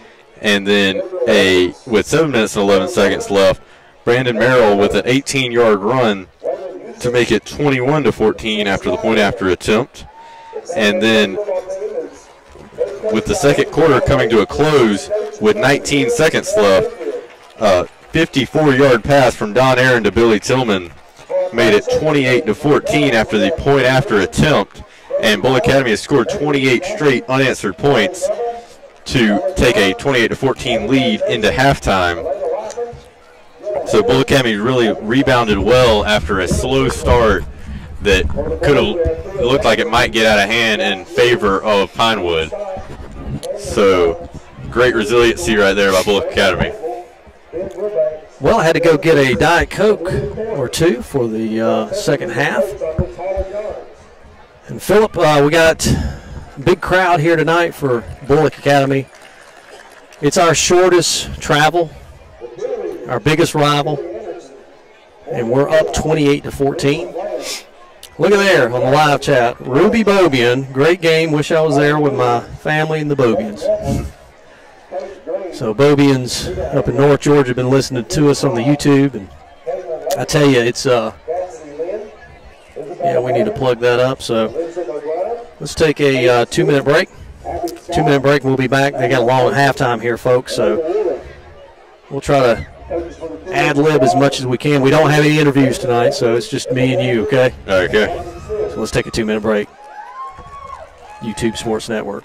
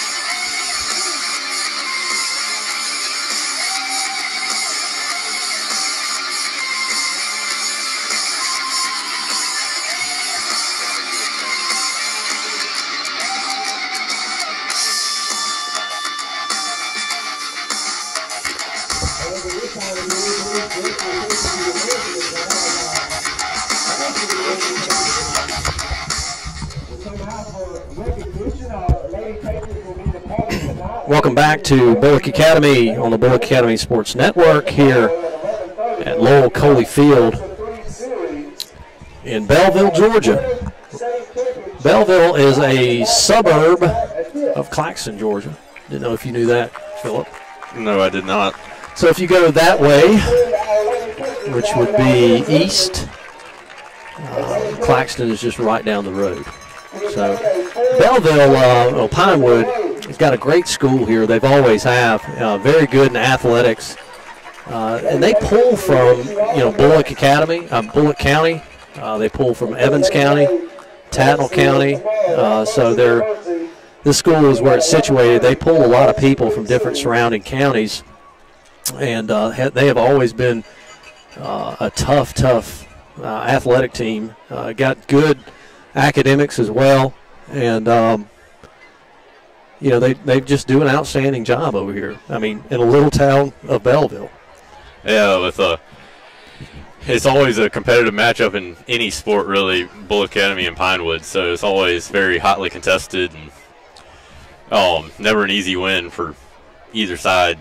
So, Phillip, we've, of course, football is still going on. We win tonight. We go on to the playoffs, but we got basketball right around the corner here. Yes, sir. You want to talk about that a little bit? I think we'll do pretty good. We got Dre coming back from last year, and I think it'll be a heavy junior and senior lineup this year, and still have Don at the guard position, Chad Lanier at center, and Seth Brandt along with him at the post position. So I think we'll be a very athletic team. I think we'll be more athletic than we've been in previous years. So you've got a new coach, Coach Stacy Sikes. Stacy came on board for Bulloch Academy this past year. Stacy's also the development officer for Bulloch Academy and is the basketball coach. How is it with Coach Sikes? Well, there's been some practices that have started for non-football players that started last week, so it's been some basketball drills, but mainly strength or conditioning, really, to help us run more and have kind of a more free-flowing offense. So it's time for conditioning. Yes. So have y'all started running as a group, or can you practice as a group yet? I'm not familiar with. We are allowed to practice as a group, and it's not necessarily been pure running drills, but basketball drills with a lot of running incorporated. So I wrestled in high school, and we would always the wrestling team would always fight with the basketball team on who was in better shape. I don't know if that still happens nowadays. Do y'all have any conversations with the wrestling team on that type of thing? Not necessarily on who's in the best shape.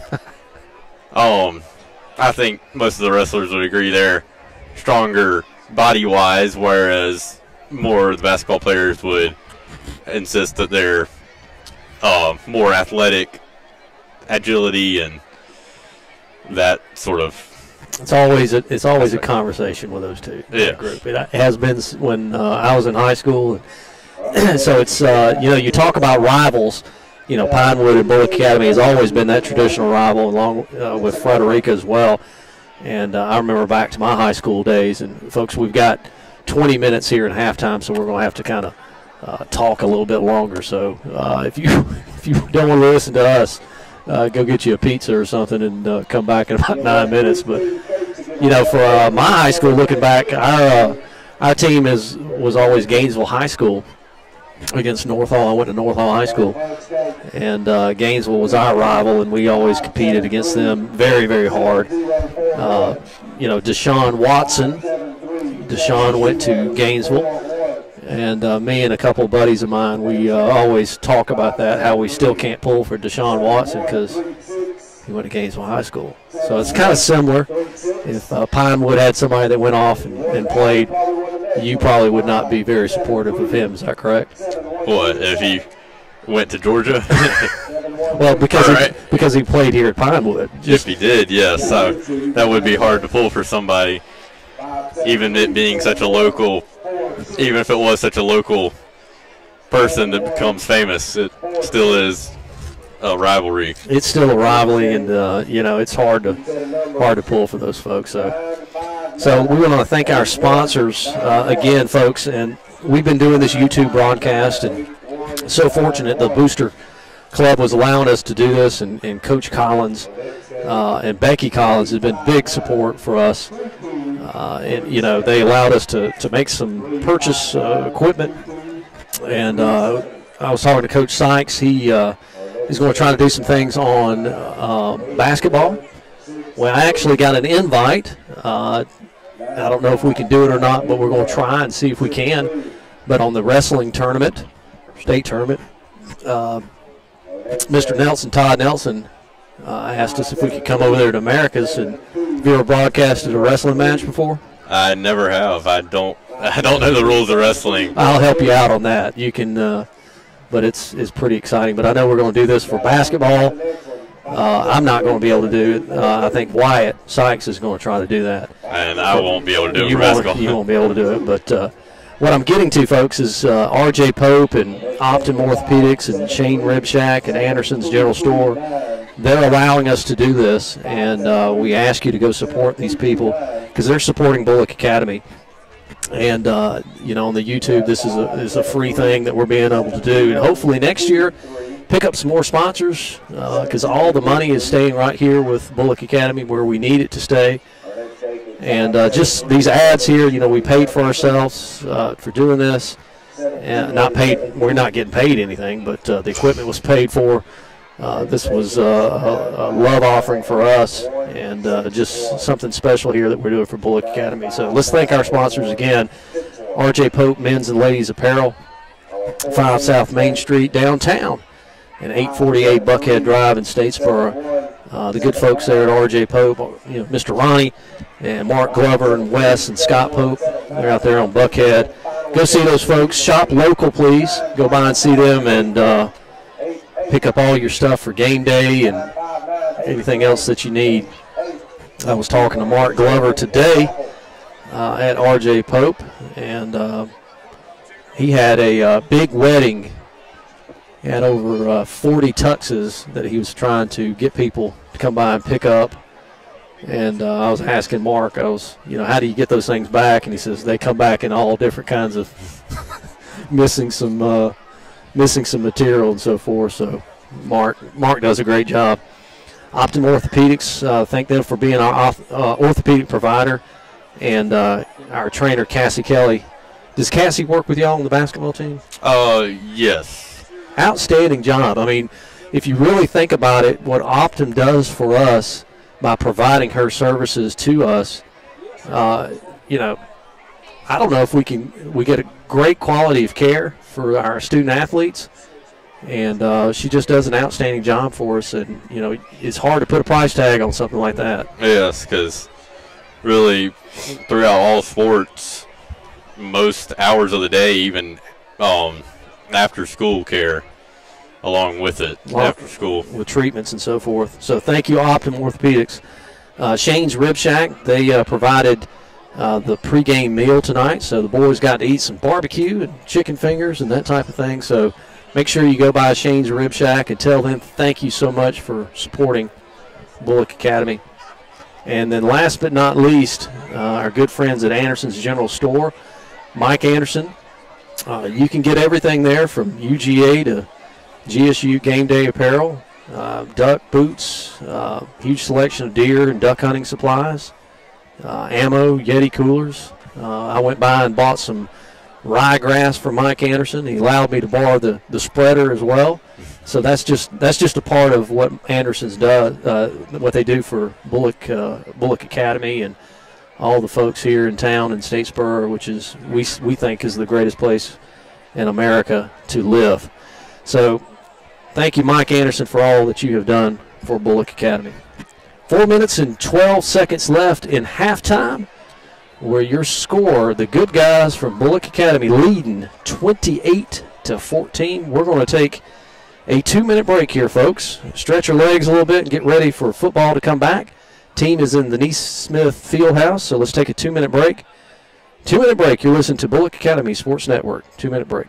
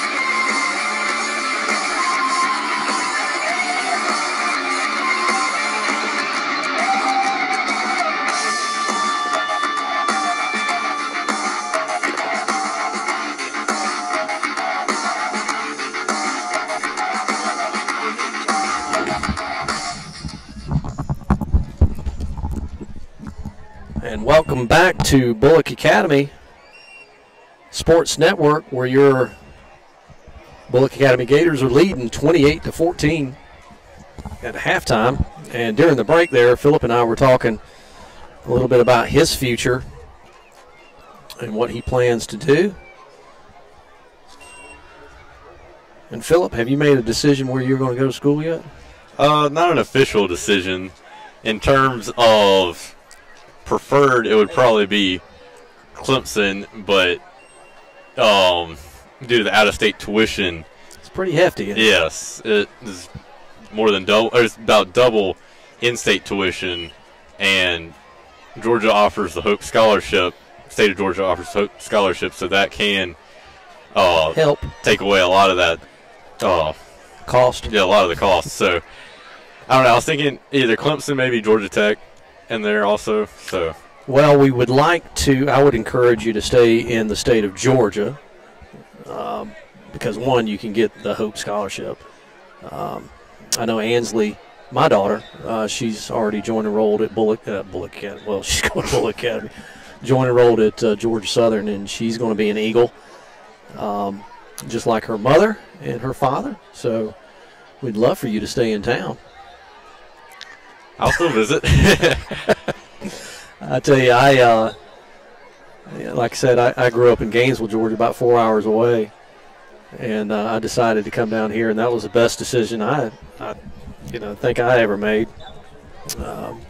And coming 4 hours away, I was going to go to Georgia, and because that's 45 minutes away from my home.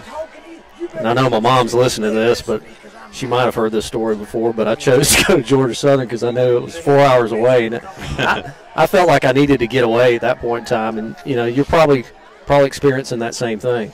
Yes, it's just a kind of different environment, really. So we got Coach Meeks, and Coach Bishop has joined us back here on the perch, and see if we can talk to Coach Bishop just for a second here. Coach, real quick, I know you got to go back on the headset here, but at halftime, we had a good little run there for 28-14. Yeah, we just had a couple of things where we stumped our toe a few times, and we didn't really do anything different. Just had a little bit of bad luck and getting to the rhythm of the game. And we did that. We were fine, and we saw some things they were doing and started doing it. They're gonna make some adjustments here, and we're gonna have to adjust on that too. So we're gonna go make a little bit of adjustments on the stuff. But we were sitting up here high, and we could see that when they were running the dive, they were taking that outside tackle and doing a scoop block. They were pulling him all the way in, trying to get that outside linebacker to hold him. I know we were pointing up here and seeing that, and I'm sure y'all talked about that. Right. We did, and we added a couple of things that we're going to try to do here. If they, you have an idea about what they may do, to stop something. Obviously, you run up the middle, they're going to start pinching in, which they did, and then we run the ball off tackle a little bit. It's just a cat and mouse thing. That's all it is, So we'll go from there. Well, we appreciate what you do for Bulloch Academy. I know your day job is not with Bulloch Academy. Right. I think you're still with Mill Creek. Right? I am. That's correct. We're over there at Mill Creek Elementary. And you're with my wife. She's teaching over there. That's right. It's a wonderful place over there. I'd have to say that I was almost down on my luck teaching a little bit, and went from the high school over there, and it's been it's like a family over there. It's a really, really unique place. Over at the creek. Over at the creek. That's right. Well, I tell you what, we appreciate what you're doing for us here at Bulloch Academy. Any other things, any adjustments on the defense side that we're going to be looking at? Well, the kids. One thing about our kids, they pretty much go where they're told to go. That's not an issue. It's more of an issue sometimes when we get there. Do we have the strength and the whereabouts to do what we're asking them to do? Right. And so you can't fuss about that. Not at all. And they do what they're supposed to do. Sometimes they get beat. Sometimes they don't. So. Well, we were noticing on offense that big 60 or defense that big 67, we were running away from him, and I think that's a smart thing. So I know you got to go here. We did a few times too, but we also doubled him and got him off the field too. So. Double him again. Good luck, Coach. That's the plan. Thank you for joining us. Thanks for joining us there, Coach Bishop. A little insight there at halftime. That was not planned by any means. It just kind of happened. Just one perk of being all crammed together up here. So we're having to move a little bit at each side. I will move off to the side so Coach Bishop can see. It's more important for him to see than for me. Makes me feel like I'm back home on our roof. Yeah, the scuttle hole here. That would be a bad drop. So Bulloch Academy will be kicking off. They deferred because they won the toss. So we'll be kicking from your left to your right. And yes, Mom, I see that you said I'm a booger here. So on the live chat. 12 fresh minutes have been put back on the clock. Third quarter here at Lowell Coley Field in Pinewood, Belleville, Georgia. If we win, Phillip, we go on. That's as easy as it is. And Seth's back to kick. That angled kick. Guy catches on the 25-yard line. We come up and try to hold him. He stiff arms one guy, and we wrap him up right there on the 32, 33-yard line, Phillip. Yeah, Cam Harrison right there, able to keep contained and force him back inside, and Riley Joyce and some of the other Bulloch Academy Gators able to catch him in pursuit. So bring up first down and 10 for Pinewood at their own 33-yard line to start the second half. Let's see if some of those adjustments that we've made is going to pay off. So Pinewood comes out in that same formation, trips right, lone set back. See if they come out throwing. And they do. Little screen pass out to the running back. Seth Connor comes up, misses it. Over pursued right there, and he's got the sideline. Can we make a tackle? Gosh, and we finally bring him down. Brandon Merrill, good job from his backside linebacker to wrap him up on the 28-yard line. Bulloch Academy, a 39-yard completion on first down, just a simple swing pass, and Seth Connor over pursued just a little bit and allowed the running back Woolard to get to the sideline and turn on the speed and pick up 39. So they come up to the line again. Empty backfield, but they do have a slot position. Quarterback keeper runs up the middle. Seth Connor gets knocked down right there. Nice tackle out in open field by Will Aaron. That's kind of a quarterback power right there. And following that, that running back right behind the line of scrimmage and pick up about 4 or 5 on first down. So it'll be 2nd and 5. The ball's on the 24-yard line for Pinewood. They're knocking on the door here. Shotgun formation again. Ball snap. Give to that number 81. We wrap him up right there. Trevor Mason, and he fumbles the ball, but the whistle was blown. A very, very costly call by the referee for Bulloch Academy. But the whistle was blown. Trevor Mason had the ball. He was running down the field. And his forward progress had been stopped, but not for a very long time. And a lot of referee crews really, someone wait too long to blow the whistle, and then that one looked like might have been a little bit too quick of a whistle. And costly for Bulloch Academy, but 3rd down and 8 for Pinewood on Bulloch Academy's 27-yard line. A shotgun formation, 2 back set. He's motioning for the running back to maybe come out to his right-hand side, and he hands off. And he's back to throw. Put some pressure on him. And did we? Oh, we almost had an interception right there. Quarterback guy keeps it. Touchdown. Number 15, James Rogers on the catch. On a 29-yard pass play. Almost had a interception there with 9 minutes and 52 seconds. And your score, Bulloch Academy 28, Pinewood 20 for your point after attempt. And just a guy just stood back there and threw. Yeah, he was able to extend the play, and Lawson Anderson a little late getting over to get that wide receiver, and ball's up, and it is good. Went for the ball, went to deflect the ball instead of just taking the receiver, and the gamble did not pay off, and Pinewood picks up the touchdown. With 9 minutes and 52 seconds here in the third quarter, Bulloch Academy leading 28-21. Pinewood just came down the field and scored on us. And they'll be back to kick off here. Gosh, one guy missed. Had all the time in the world. Number 15 caught the ball. Was that Willard? It was Rogers. Rogers. A lot of Rogers, a lot of Willards over this way. So we need to make sure they kick off here and don't try anything funny. Yeah, Bulloch Academy's got to be prepared just in case they have the same sort of approach that Bulloch Academy had in the first half. I wouldn't be surprised if you'd see that again, Phillip. They tried an onside kick. We've had 2 onside kicks here.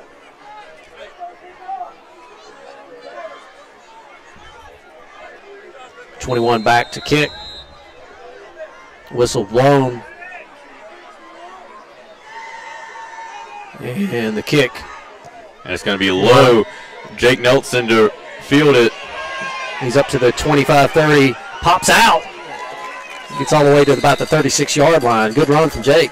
Yes, went right to where his blockers were and just followed them and was able to fall forward once he was hit. And the Bulloch Academy will take over at their own 36-yard line with a lead of 28-21. And I think you're seeing that where the coaches were up here talking about just taking the ball and running up the field instead of dancing around. And Jake had a good return right there. So it'll be first down and 10 for Bulloch Academy. We're under center. Option formation. Big number 67's on his left-hand side. He claps down, and he makes a tackle. And Don looks like he keeps the ball, but no gain on the play. Big number 67 just pinched down on the defensive side. That's what they're doing. They're pinching both tackles in, trying to stop that dive, and that did a good job on that. We'll have to watch that going forward here. So when those 2 guys pinch down, the linebackers are scraping out to the outside for containment. So we're in the wishbone formation again.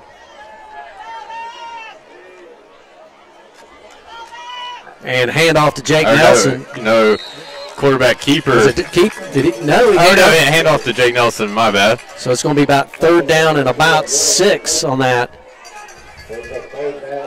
So Bulloch Academy, to avoid a 3-and-out, needs a first down right here on their own 39-yard line. Don brings in the play. Your score 28-21 with 8 minutes and 39 seconds. We're in that option formation.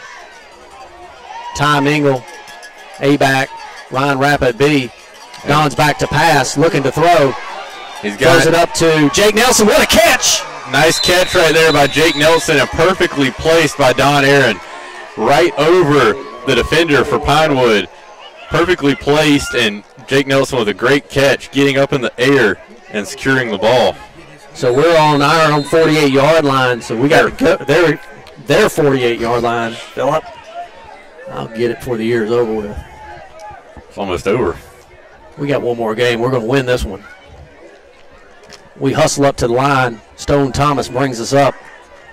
Wishbone formation again. Deep handoff to Ty Mingle. He gets wrapped up right there. Yeah, he was hit hard right there. They put 67 on his back. And big number 64 is down again.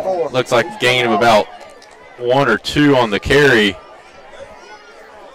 2nd down and 9. He's going to stay in the ball game, Phillip. Yeah, they brought in a substitute for him, but he waved him off. Linebackers are switching position on the strong side. Wishbone formation again.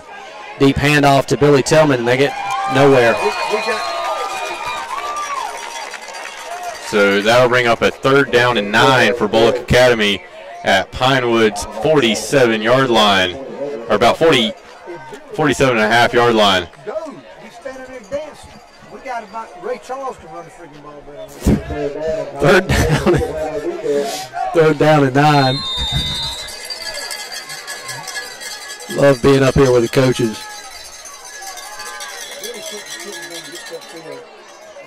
We come up to the line in that option formation again. If we're going to throw the ball here, Phillip. And it'll just be an option, and Don keeps it. He gets gets the edge, and a great play by Don, able to use his speed, and it will be close to a first down. They're already moving the chains. They're already moving the chains. If I was the head coach for Pinewood, I would make them measure this, but I'm not. And Coach Ridge for Pinewood over there telling the refs that they should not have moved the chains so quickly. Former assistant basketball coach at Bulloch Academy. Option formation again for Bulloch Academy. Handoff to Brandon Merrill. Squirts outside and maybe got 2 yards. We had a 7-foot split between the center and the goal. I don't know what happened. So I'll bring up 2nd down and 8. About a 2-yard gain on the carry. So 2nd down and 8 on Pinewood's 36-yard line. Brandon Merrill checks out of the game. Ryan Rappa comes in.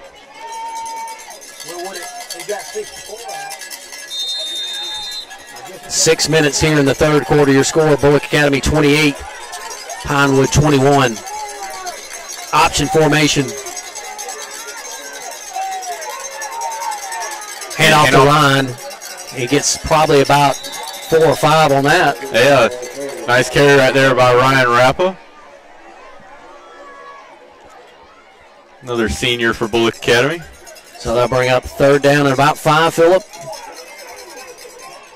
And if this is positive or no gain, I expect they will go for it. Ball's on the 34-yard line of Pinewood. Option formation. They're in a 4-3. And he loses the ball, but the whistle is already blown. So big number 64 blew through there. And Bulloch Academy very fortunate that was not a turnover. Stopped him in the backfield. Yes, because Don, when he was trying to fake it to the B-back was hit right away, and it ended up in the B-back's hands, but very, very risky right there for Bulloch Academy. So we're going to go for it, folks. It's 4th down and about 6. Maybe see if we can have them jump off sides here. We have seen Bulloch Academy employ this technique, but running down on the play clock, because they do have their own play clock here, 5 seconds. Don's back to pass, looking, and overthrows his brother Will. Thrown a little bit too far outside. Will Aaron ran the curl route and just too far outside for him to make a play on it. So Pinewood will take over on downs at their own 35-yard line. I tell you what, this chain gang's not messing around. They were wanting to move. That is good for us. I know they're not on our payroll. Trips formation, shotgun formation for Pinewood, lone setback. Pass outside, and Will Aaron dropped back, and he almost a ball, but he recovers it. Will Aaron dropped back immediately in coverage after he was already about 7 yards off. These referees are blowing the whistle very early. And the ball was actually on the ground a little bit. And it was a fumble. He was not down when he lost it, but about a 7-yard pickup on 1st down right there on the simple curl route. 2nd down and about a long 3. Shotgun formation again, 2 running backs. And a fumble on the handoff, but nobody in the backfield, and he picks it up. He's got some blockers, and he picks up, looks like about 18 yards on the carry. Bulloch Academy not able to get in the backfield on that running play, and he was just able to pick up his own fumble.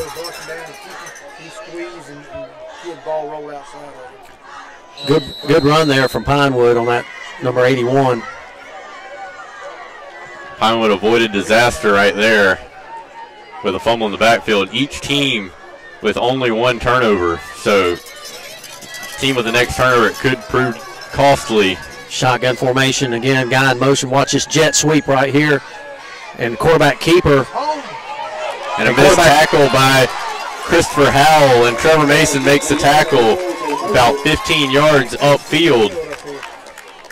We had holding, somebody was holding on for Pinewood, but no flag on the play there. Ball's on Bulloch Academy's 27-yard line, 28-yard line. First down and 10, 2 minutes and 48 seconds. Bulloch Academy leading 28-21 here in the third quarter. Twins right, twins left. Quarterback power runs right up the middle. We stop him right there. Stood him up. And he's taken down behind the backfield, and he's a little frustrated trying to jawing back and forth with Trevor Mason. Trevor won that battle for sure. And he looks, number 12, Jeffrey Rogers, looks pretty fired up. They're still trying to calm the quarterback down. Yeah, that's number 24, Logan Lewis, trying to calm him down. So that can either do one of two things, get him excited or get his mind out of the ball game. He's open on the ladder. So that'll bring up a 2nd down and 6 for Pinewood at Bulloch Academy's 25-yard line. We bring the house again. Here comes Trevor Mason again, looking to throw, and the guy throws it up. And Will Aaron, great play to recover and reach back and tip that ball away. It was an attempted back shoulder throw, but he was able to turn his body around and knock it away. So that's going to bring up 3rd down and 7. Ball's on the 25-yard line. Pinewood going from your right to your left. 1 minute and 36 seconds here in the third quarter left. Here comes that train, Phillip.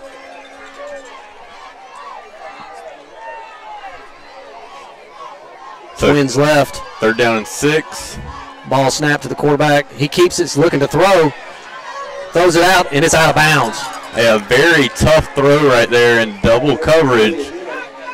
He threw it where it wouldn't be intercepted, but a very hard completion and just out of the reach of his receiver. So that'll bring up 4th down, and it looks like Brock Sapp is walking to the locker room right now. So you have to pay attention to that.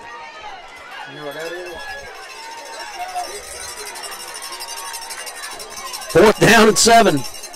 Minute 30 left here in the third quarter. And they're going for it, folks. Twins right, twins left. We need somebody to come make a play. We're firing the linebackers. Here comes Trevor Mason, unabated. And it's caught.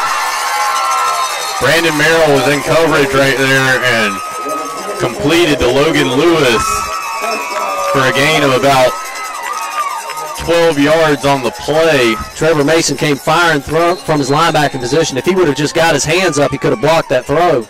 Yes, he was focused on hitting the quarterback, and usually that alters the throw, but quarterback was able to hang in there and complete it. First down and 10, ball's on the 15-yard line, 1 minute and 5 seconds.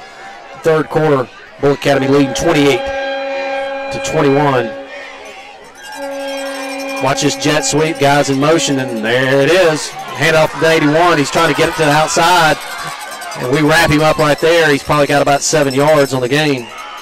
He was able to get to the outside some, and there is an injury for Pinewood over on Bulloch Academy's sideline. Looks like it's at number 81, but every time they come in motion, it's just a jet sweep. They're handed straight off to that guy. He is able to get back up, and he is being helped off the field.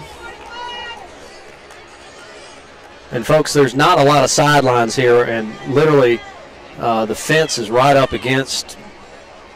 I mean, there's the line for the box that the players have to stay in, and then there's the fence. So you got to be careful here on both sides of the ball. If you get slung down, or like that pass that was right out here, the incomplete pass, the guy was running, and he has to stop immediately. Yes, and that can come into play, and it can cause some dangerous situations for these players. So he's taking a lot of time getting off the field here. It looks like he's going to be okay. Number 81, what's his name, Phillip? That is Woolard, Colin Woolard. Colin Woolard. Looks like he's going to be okay. So 2nd down and 5 for for Pinewood.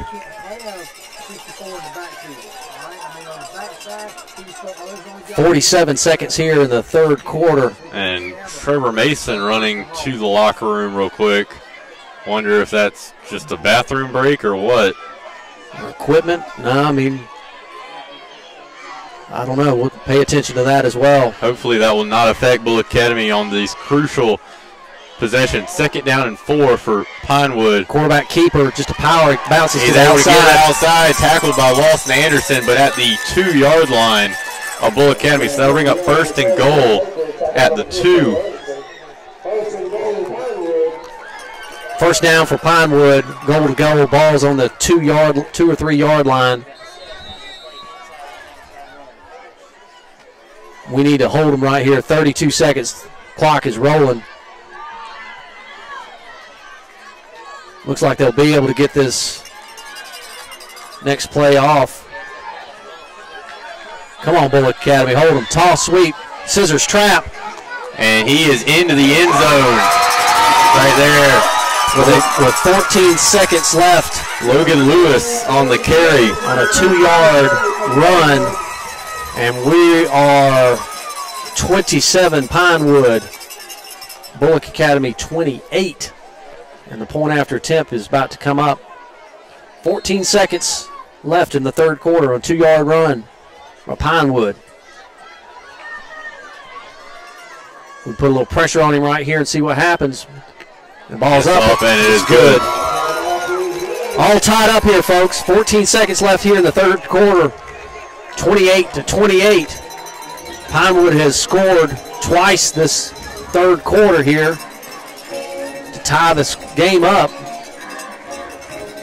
We need to dial something up here, folks, and we need one more point than they do at the end of the game.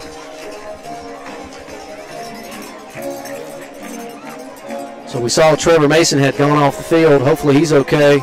It was unassisted. It looked like it could have just been a bathroom break, possibly. We'll wait and see. Hopefully that's the issue. So Pinewood's on their 40-yard line, going to kick off. We need to make sure, watch the onside kick here. But they've got a pretty good kicker. I'd just go ahead and kick it deep. If Ty gets it, just hit up the field and go. Use that speed right up the middle.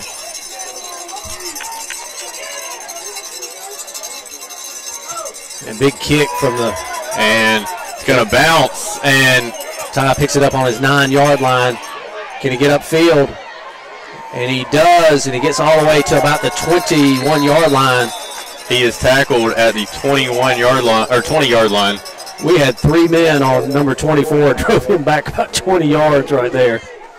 They don't want him to score another touchdown. So that'll bring the offense onto the field. Ball's on the 20-yard line for Bulloch Academy.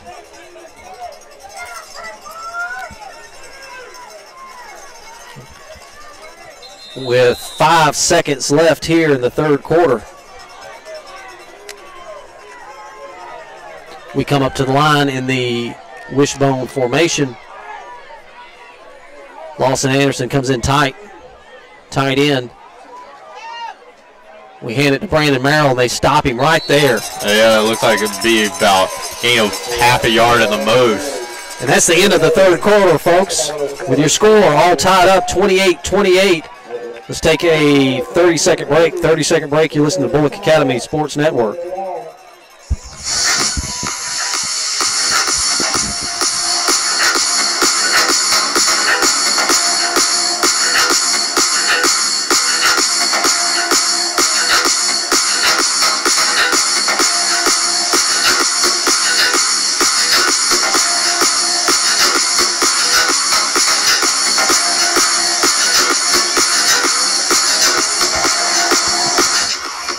Welcome back to Bulloch Academy football, and Trevor Mason comes back on the field.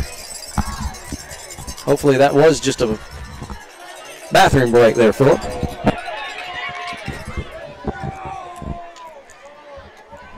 Hopefully that was all it was. So it would be 2nd down and 10 for Bulloch Academy once they come back out on the field. 12 fresh minutes have been put on the clock.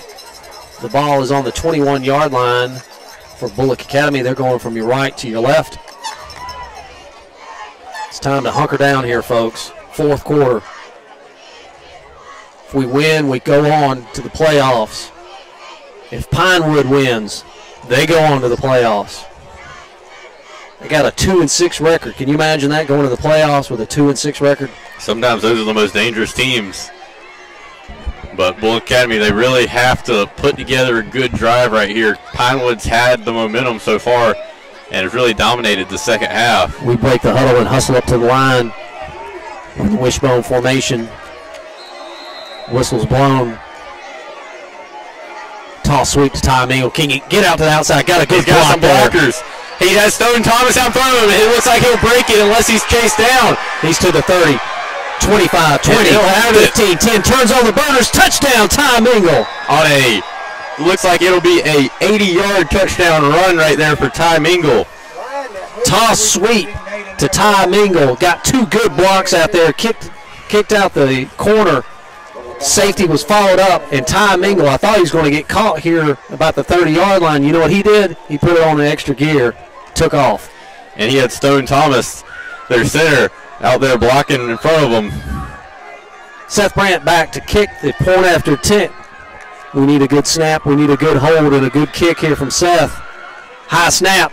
Ball's up. And it is good. Good. And your score, Bulloch Academy 35. The good guys from Bulloch Academy leading over Pinewood 28 with 11 minutes and 44 seconds here in the fourth quarter. How about that, Phillip?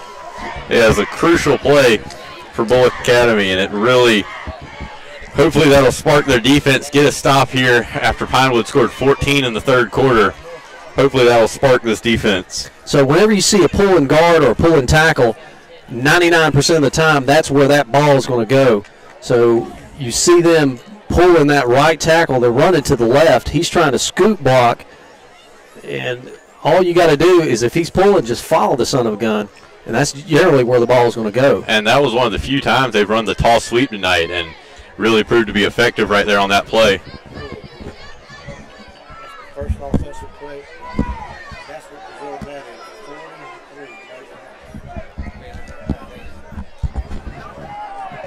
43. So Nate Rice, number 43, that controlling that line. That play right there. So good job by Nate Rice. So Seth Brandt's got the ball on the 40-yard line. I'd say just kick it deep here. Yeah, I don't imagine Bulloch Academy would risk giving Pinewood any good field position right here, but we'll see. And it's kicked short, and very short, and he drops the ball, but Pinewood recovers it.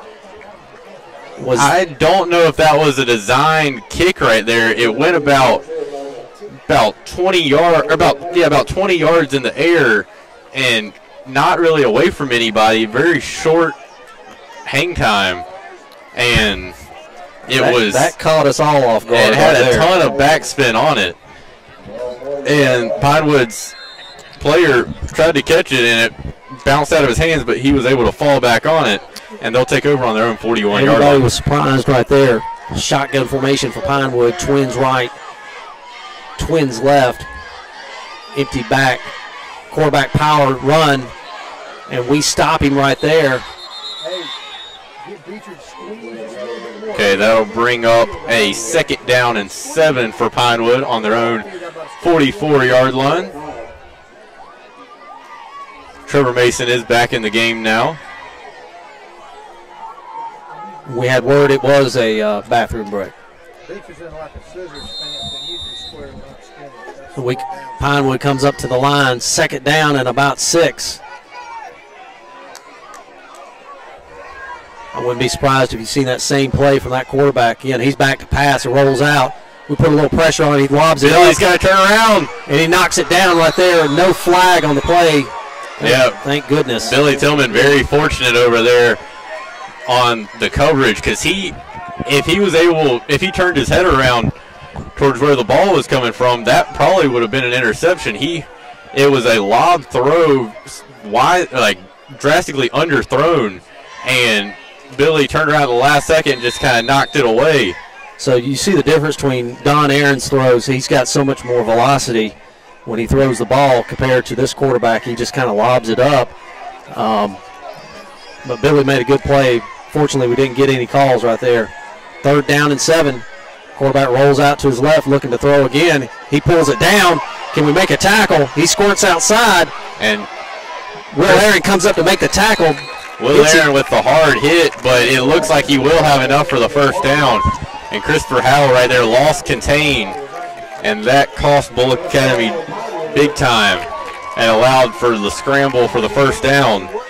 So it'll be 1st down and 10 for Pinewood. The ball is on Bulloch Academy's 48-yard line. 10 minutes and 41 seconds here. We've had a lot of explosive plays here tonight from Bulloch Academy. A lot of long runs. Now they're in the I formation. Hadn't seen this yet. Fullback handoff straight up the middle, and he gets 5 yards. Yeah, tackled right there by Brandon Merrill after a 4-yard gain. And they'll bring up 2nd down and 6 on Bulloch Academy's 45-yard line. Looks like Pinewood is thinking that they can just beat our front lineman right there, playing a lot of power football. Hadn't had a lot of success throwing the ball. They're seeing if they can just run it right now. Is Pinewood really, with most of their success, has been kind of just spreading the ball around, kind of spreading the field with some sweeps and counter plays. I formation again. Deep handoff to the running back. He's got a lane, and he's tackled by Brandon Merrill, but after a 10-yard gain on the carry. So you see us changing the offensive positions, and now Pinewood has. They've gone under center in the I formation.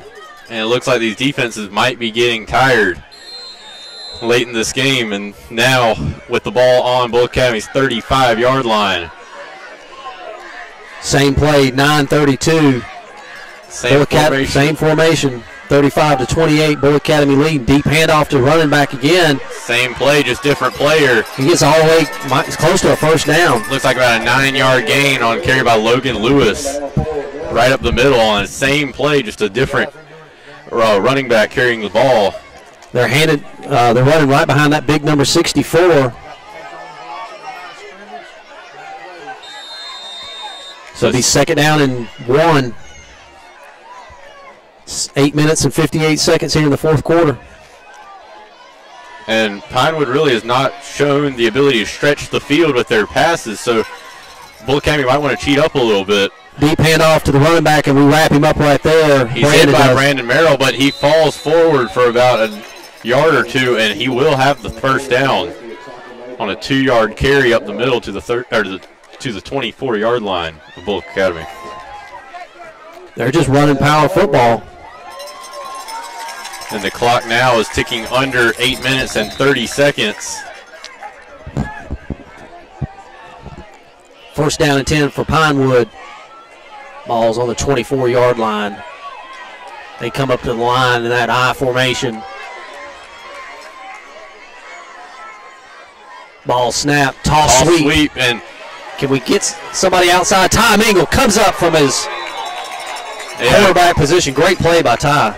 Yeah, good job tracking the play. Him and Brandon Merrill running stride for stride out there to cut off the edge and limit it to only a 2.5-yard gain.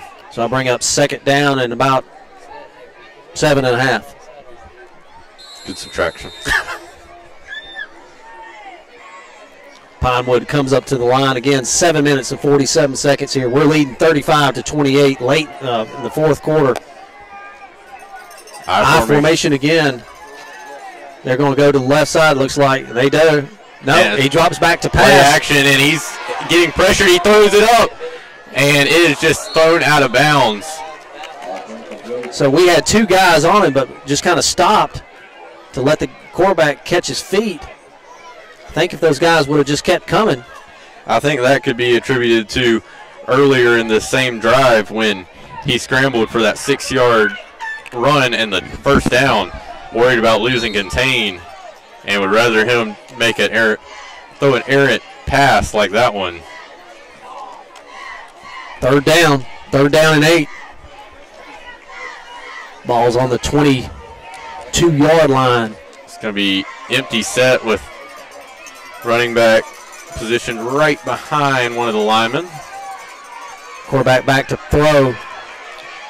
And a great throw, but it is dropped by number 20. He was wide open for John Marshall Hedrick.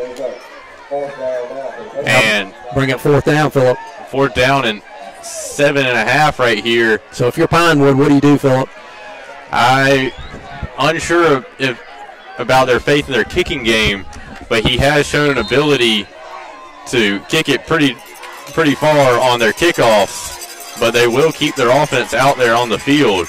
Wonder if they might try to draw Bulloch Academy offsides and make this a more manageable fourth down. Watch the ball, boys. Watch the ball. Don't get drawn off sides. Shotgun formation, trips right. Only 5 seconds left on the play clock.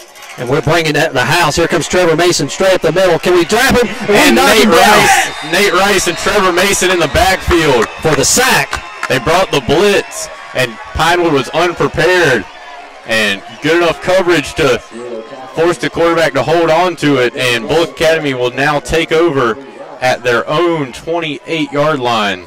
First down and 10 for Bulloch Academy, the good guys. 7 minutes and 16 seconds left in this ball game. Our own 30-yard line. So Bulloch Academy taking over on a critical play right there by the defense. So Bulloch Academy would like to try to run as much time off the clock as possible and put points on the board and make this a two-score game. How about another toss sweep to Ty Mingle on the outside again, Phillip? They have Nate Rice out there at tight end position on the right side, and they run away from him. Deep handoff to Jake Nelson. And he's hit hard and nearly loses the ball, and he's slow to get up. He's not moving right now, and trainers are running out onto the field, and he took a hard hit and not much movement. Hope it's just the wind knocked out of him. It looked like it was a clean hit. It was a clean hit. Jake was coming back to his backside, and that big number 67 was just coming. And had a pretty good hit on Jake. So let's say a prayer for Jake. Make sure he's okay.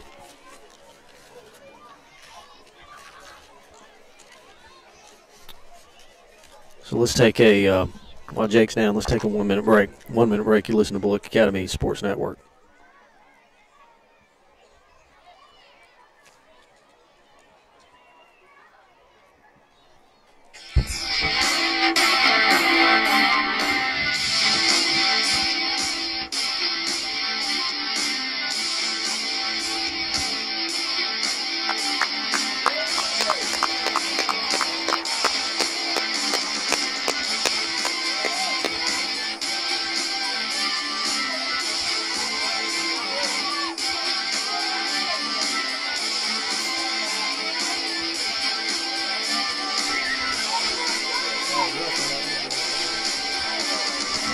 Welcome back to Bulloch Academy football. Fortunately, Jake Nelson is able to walk off on his own. Took a big lick, and Cassie and our trainers are tending to him. Looks like he's going to be okay, but he took a big hit. Good sign of sportsmanship. Everybody for Pinewood took a knee. So that's going to bring up second down and 10 for Bulloch Academy with 6 minutes and 52 seconds. Wishbone formation. Nate Rice out there on the tight end. And 5 seconds on the play clock. Snap. Give to Ty Mingle. Tries to bounce outside. Can he get outside? And they hit him up right there. No gain on the play. And it looked like a handoff, but looked like Don was a little bit too far away for the handoff and kind of small little pitch, so not necessarily a toss sweep out there to Ty Mingle.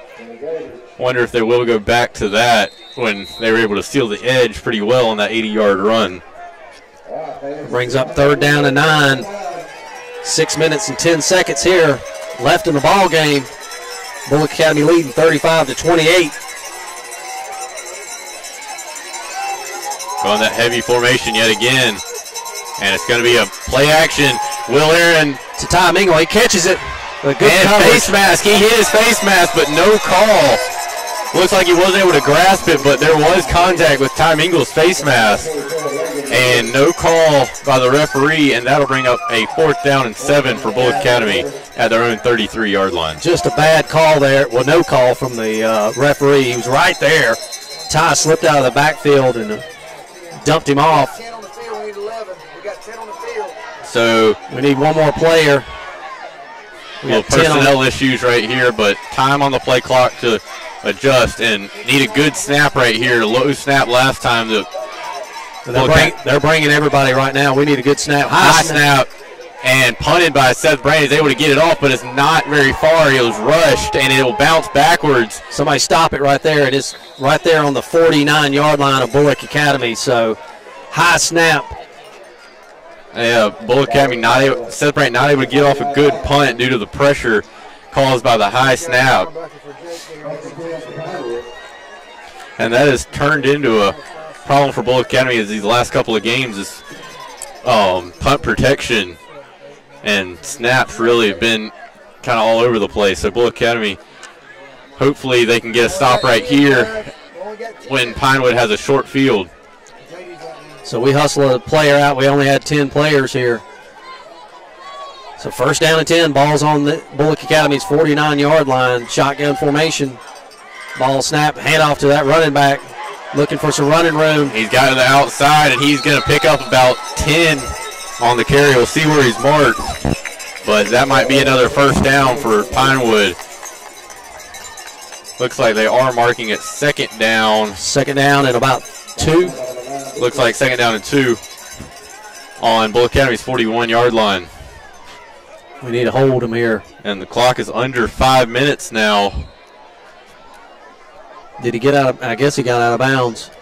Yes, he was pushed out of bounds. So shotgun formation for Pinewood. Twins left. Motion. And the running back moved early right there, number 24, Logan Lewis. So that'll back him up 5 yards. So that'll bring up a 2nd down and 7 for Pinewood. 4 minutes and 52 seconds in the ball game. We're up by 7 points here in Belleville. Just one more time, Bulloch Academy. We got to hold them. If we win here, we go to the playoffs. If they win, they go to the playoffs. It's that simple. 2nd down and a long 6. Quarterback back pass to number 24. Can we hem him up? And Brannen is there. And he's tackled, but no face mask called. Pinewood's sideline was yelling for a face mask, but no call. And he had him high, but I don't think he had a face mask on him. I don't think so either, but it is a 1st down for Pinewood at Bulloch Academy's 37-yard line. 4 minutes and 31 seconds left. Bulloch Academy leading 35-28. Come on, defense. Yeah, Brannen keeping his shoulder square to the ball carrier, but was unable to get quite far enough outside to make the tackle. Trips left. Quarterback power run. And he's got a lane. Billy Tillman's got to make a tackle. And Pinewood was lucky right there that they did not lose the ball when Logan Rogers went for the spin move, or Jeffrey Young, excuse me. When he went for the spin move, he started to lose the ball, but wasn't hit hard enough as he was falling for him to draw it loose. So the ball is on the 11-yard line for Pinewood. They can get a 1st down here. 4 minutes and 16 seconds. This clock hadn't moved much, Phillip. Shotgun formation again. And it's going to be another quarterback power. And he's got a lane, and he will score. On the 11-yard touchdown run for Pinewood with 4 minutes and 3 seconds. And your score, Pinewood 34, Bulloch Academy 35. on the 11-yard run by the quarterback. And the very important point after attempt here for Pinewood. We're bringing everybody on the left-hand side here. High snap. And it almost blocked it. Nearly blocked by Billy Tillman, but it is good. All tied up here, folks. 35 all. 4 minutes and 3 seconds left in the ball game. So Bulloch Academy is going to get the ball here on the kickoff. Just need to make sure that they kick the ball. I would imagine they're going to kick it deep. Phillip. Yes, I would imagine so too. Not wanting to give Bulloch Academy a short field, because other than Bulloch Academy's really big plays, they've not had many sustained long drives. So there's been really 4 big plays for Bulloch Academy in this game. So I think Pinewood will be content with making them have to drive the length of the field. So Tom Ingram will be back about the 6-yard line again. Kicker for Pinewood puts the ball on the tee on the 40-yard line. 4 minutes and 3 seconds left here in the fourth quarter. All tied up, 35 all. Mingle has moved up to the 10-yard line. Kicker is taking off. See what he does here. Big kick. And it's kicked away from Ty Mingle, and it will bounce. He takes it on the 5-yard line. He runs it right He's up got the a middle. lane. He's got a lane. He's got one man to beat. He's beat him. He's at the 50, 40, 35, 30, 20, 15, 10, 5, It will touchdown. not be called. A 95-yard touchdown. And there is a flag after the play. Hopefully it will be called after the play, but a 95-yard kicker off return by Ty Mingle. And let's wait on this call here, Phillip. 95-yard touchdown run by Ty Mingle, and we had a little scrum at the 40-yard line of Pinewood, and it will be on Bulloch Academy, and it's offsetting fouls. So, and is after the play, so the touchdown will count. A huge play by Ty Mingle right there, reminiscent of the Robert Toombs game. So we were hoping Ty would take it up the sidelines, but he didn't listen to us. He ran straight up the middle like he was supposed to. Good Took blocking. It up the middle. Good blocking created a hole for him. The ball's on the ball. Yeah, if he was, There was 8. the ball was kicked to the right-hand side, and if Ty would have just taken it up, he had 3 guys to beat. But Ty saw something that we didn't see, took it straight up the middle. And the referees are discussing. So Pinewood's coach is having a discussion with the officials. I don't know what's, now they're coming back. This might not be good here, folks. It's offsetting fouls. The flag was thrown after the play, though, so I believe they can't. I don't think they'll go back and change the call. No, they can't, because it was after the touchdown. The skirmish took place, and I think we're going to be successful here because the referee's telling the Pinewood coach exactly what was going on here. So I think we're going to be okay. But he's pointing to some part of the end zone. I'm wondering if he's trying to say Ty Mingle celebrated or something. I'm not completely sure. Now Pinewood the coach is excited, and I bet they're saying that Ty might have celebrated. I have to back him up here. But I don't believe they can throw a flag that late. Or they never threw a flag on him, so they can't go back and call it now. And if they, like I said, if they bring this back, you better call security here, folks. And it looks like Seth Brandt will continue on with the point after attempt. We need a good snap and a good hold and a good kick. We got all of it, and he roughed the kicker right here. Yeah, and it is good, and it is a roughing the kicker on Pinewood, and that will move up the kickoff 15 yards. So your score 41, Bulloch Academy. The referee just signaled a declining the penalty because took the points. But on the roughing the kicker, a personal foul, it's enforced on the kickoff. So I believe Bulloch Academy should be kicking off on Pinewood's 45-yard line. I don't know. If I'm not mistaken. You need to look at the rule book there, Phillip. Pull out your rule book. At the end of the day, it's 42 right now.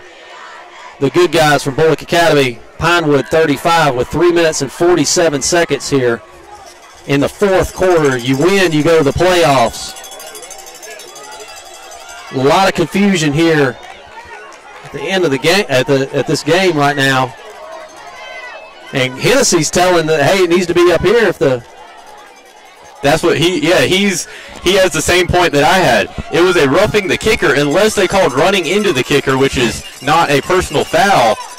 But if it is roughing, it should be 15 yards up to the Pinewood 45-yard line. And Hennessy's not bringing the team on until we get some clarification on this. So the referee's saying it's declined.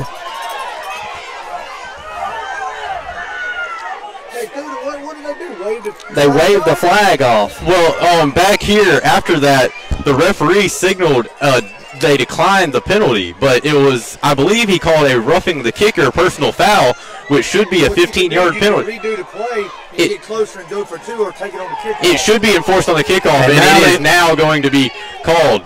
I think, are they moving it up 5 or 15? These referees don't know what they're doing. And hostilities on both sidelines.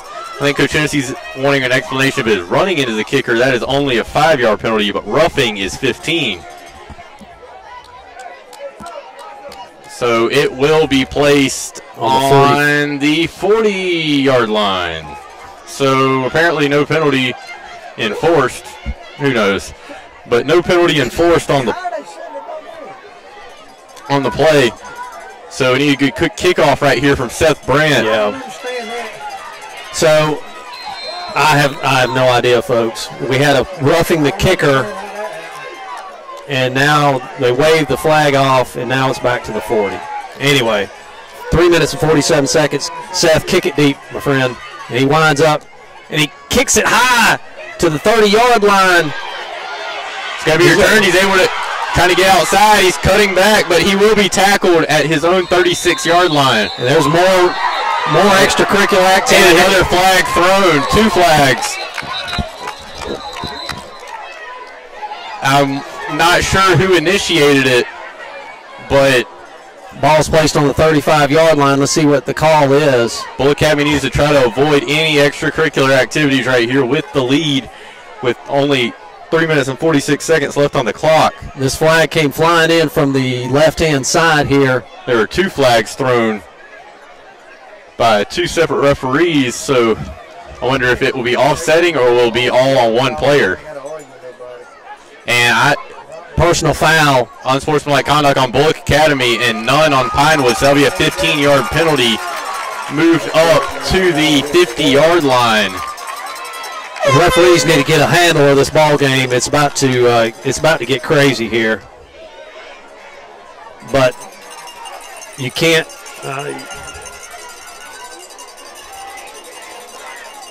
Referees have not had a very good ball game tonight. Pretty short drive to St. Simon's, I thought. Or not St. Simon. Yeah, St. Simon's. Shotgun formation. Ball's on the 50-yard line. First down and 10 for Pinewood. Whistles blown. Penalties on false start on Pinewood, so I back him up 5 yards, throwing 45, and make it first down and 15. Bulloch Academy leading 42-35 here, folks. We're in a dog fight right now. I feel like I could holler at him just as well as they can over here. Yeah. Ball's on the 45-yard line of Pinewood. Yeah, I thought Frederica was in St. Simon's, not in Belleville. Shotgun formation for Pinewood. Quarterback power. Tries to scoot outside. We got a holding. 2 holdings. No call. He tiptoes, but we'll see where they mark him out. They'll mark him out at the 40. Looks like he'll be right at the line. It looks like he might be about inches short of the first down. Don't move those chains, guys. Don't move the chains. And they're trying to move them. But it will be a first down. And we had 2 holds right here, Phillip. Held our defensive end and our linebacker. So first down and 10 for Pinewood on Bulloch Academy's 40-yard line with 3 minutes and 34 seconds left. Clock is rolling. I don't believe it is supposed to because he did step out of bounds. I mean, it is under 5 minutes, but we won't say anything. Clock is now running. Shotgun formation. Quarterback power again. Takes it right up the middle. And Trevor stops him right there. They're trying to tackle the ball. Trevor was smart. He backed off. Yeah, making sure not to incite any more skirmishes. And after a 5-yard gain by the quarterback, Jeffrey Young. Be second down and 5 for Pinewood. Ball's on Bulloch Academy's 35-yard line. Come on, boys. Let's hold them. So shotgun formation yet again. 1 back, 4 wide receivers. Trips left. Guys in motion again. Another quarterback power. He is tackled by Brandon Merrill, but there is a flag. Looks like holding's going to be on Pinewood. But the running back is leaning before the snap.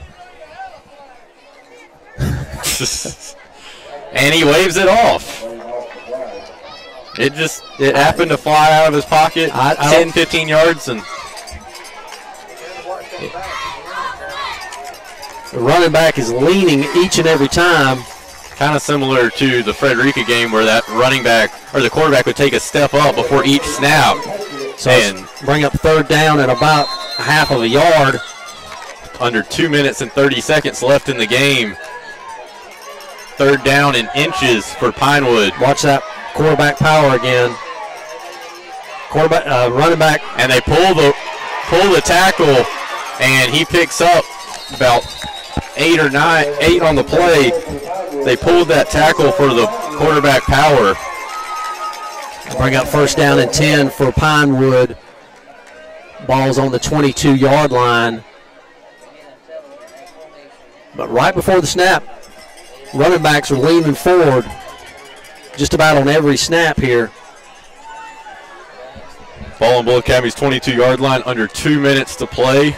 Shotgun formation we're bringing the house. Oh, and Trevor Mason, see if it's a false start, and it's going to be called offsides. I thought he timed it perfectly, but one referee's signaling offsides, one signaling. We have no idea, folks. There are 2 flags thrown, one by the referee behind the line, and it will be called offsides on Trevor Mason. I thought he had a great jump on the snap count, but he is called for offsides, and that will bring up a first down and 5 on Bulloch Academy 17 for Pinewood. I thought he timed it perfectly, but we had another guy that was leaning forward. I thought he moved, and it was going to be offsetting. I'd bring him again, Phillip. Yes, he's been very successful on the blitz, especially on these pass plays. But this drive, they really just stuck with the quarterback power, and it's been successful, and they go to it again. Same thing again. He bounces to the outside. Can somebody make a tackle?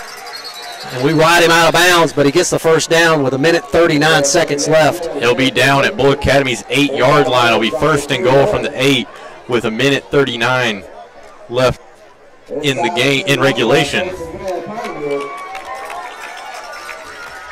Can we bow our backs one more time, Phillip? Our season hangs in the balance right here. Ball is on the 9-yard line. It's goal to goal. 1:39 seconds left here. Bulloch Academy leading 42-35, but Pinewood is knocking on the door. What you want to bet they run this power again? And they do. And it is hit. He's hit hard by Brandon Merrill, but picks up about 4 yards on the carry. And somebody's helmet came off. That is number 52. He's got to come out of the game. And 74 checks in for him. That was number 52. And the clock is rolling here. Eli Collins right there. He lost his helmet. Minute 24. It's ticking. But they're on the 4-yard line on the left hash mark. Pinewood with 3 timeouts left. They could call a timeout to get him back in the game, but they are electing to go without using a timeout with the clock under a minute and 5 seconds. Same play again. Follows his blockers. He's hit by Seth Connor at the line. And we wrap him up right there. He might have got a yard. It looks like he might have got 2 yards on the play. And a timeout from Pinewood. So we'll stay right here, Phillip. 54 seconds left. 42, Bulloch Academy. Pinewood, 35 with 54.4 seconds. It's 3rd down. Ball is on about the 1-yard line. And I would suspect that we're going to see that quarterback power again. You know, if Coach Hodges is going to dial up something and see if maybe we can bring linebackers in to stop them. I'd like to see both our tackles pinched down here. If they beat us to the outside, they beat us to the outside. Don't let them run up the middle. So here they come, folks. 3rd down, ball's on the 1-yard line. Scoreboard says 2, but it's 1. 3rd and goal. 54 seconds left. Whistle blows. I expect Trevor Mason or Nate Rice to make a big play right here. Send everybody here, Coach. Here we go. I formation. Watch the boot. Watch the boot. Hand off to number 24, and he gets in. Touchdown. Goes in untouched off the left side. So with 50 seconds left on a 2-yard run, Pinewood scores. Number 24. Bulloch Academy needs a big play right here on the extra point. They came close to blocking with Billy Tillman last time. Let's see if Billy can do it one time right here. If he can time it perfectly, he's come through each and every time. Come on, Billy. Can we block it right here? And Billy comes through. And the ball is blocked, but it goes through. It is tipped, but goes through the uprights. Billy Tillman kind of pulled up, coming around the edge. I'm not sure what happened there. All tied up, folks. 42 all with 50 seconds left. And if I'm Pinewood, I'm not kicking to Ty Mingle.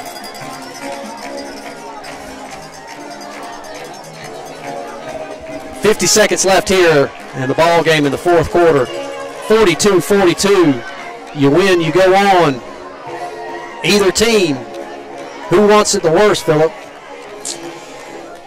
It's going to be really a test of wills right here, especially if it goes into overtime. But Bulloch Academy, they've shown some quick strike capability on offense. So if we can get a good return right here, get good field position, we have 3 timeouts. Don Aaron's really done it, or 2 timeout. Did Bulloch Academy take that timeout down there just then, or Pinewood? It might have been Bulloch Academy. But the scoreboard says 2 timeouts, so Pinewood comes up, squib kick recovered, and we're going to take over right on the 38-yard line. Good play. Recovered by Ford Wilds. Good play by Ford. And they take over on their own 39-yard line. About 49.3 seconds left in the ball game. And about 35 yards, you can get in Seth Brandt's field goal range. 35, 40 yards. And we got 2 timeouts. So we split 2 men out right, 2 men out left. Don Aaron in the shotgun formation. Back to pass, surveying the situation. Winds up to throw, and it's caught. Caught by Billy Tillman. And he gets out of bounds at the 46-yard line of Pinewood. Smart play by Billy Tillman. Get out of bounds, preserve your timeouts, but a great play right there. 1st down. Good pass by Don Aaron. Run it again. We're on the far hash mark. Closest to Bulloch Academy. Same formation. They're not getting a lot of pass rush. They're in the nickel. Don's back, and he keeps it. Quarterback draw. He's got some blockers. Can he get out of bounds? He is going to be able to get out of bounds at the 40-yard line. With 36.2 seconds left. Smart play there by Don. Just pulls it down and takes off running. So nice 6-yard gain on the quarterback draw. And that will bring up a 2nd down and 4 for Bulloch Academy on Pinewood's 40-yard line. 42 all. Tied up. 4th quarter. 36.2 seconds. Same formation. And the crowd has come alive here in Pinewood. And the whistle blows. Pinewood is taking a timeout. And no, offsides on Pinewood. And that will be a 1st down for Bulloch Academy. How about that? Wait, no. It's called offsides on Bulloch Academy.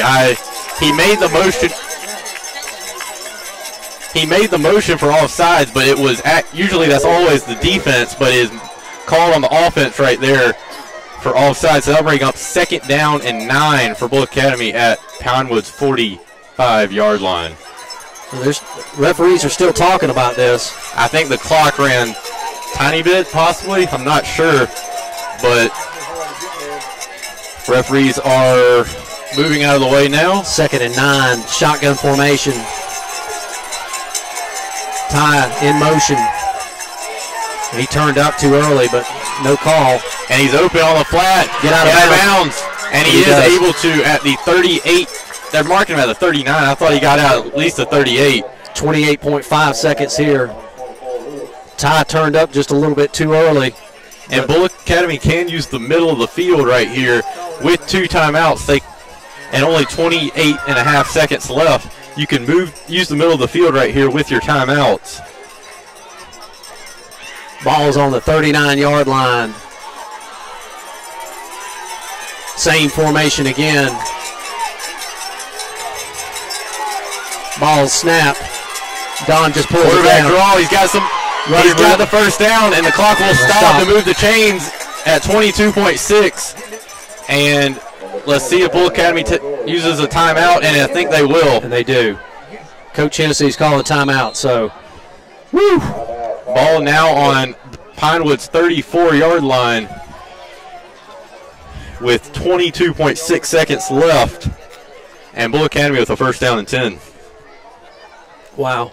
I was joking around with Seth Brandt earlier today saying, what are you going to do if the game comes down to a field goal in the 4th quarter to send you to the playoffs or you go home? And he said, I'll make it. Well, let's see what happens here. I'd like for us to stick it in the end zone and just don't worry about it. But I tell you what, Don, when he's back to pass, he's looking around. If he doesn't see him open, he's immediately pulling down and taking off. Yes, you cannot take a sack at any point in this sequence. And Bulloch Academy with 1 timeout left, you really are going to only have to use. You're only going to be able to use this really for getting a field goal unit on. So we have to see how Bulloch Academy is going to attack. So the umpire allows everybody to get lined up. Still waiting for the signal. So it's 1st down and 10, 22.6 seconds. Whistle's blown. Same formation again. Don looks to throw. He slips, and Bulloch Academy has to take a timeout with 16.7 seconds left. Don had some pressure and just tried to make a cutback and just slipped. Yeah, just tried to set his feet and cut across the formation, or cut across the field, but he falls, and now it'll be 2nd down and 17 on Pinewood's 41-yard line. Oh my goodness.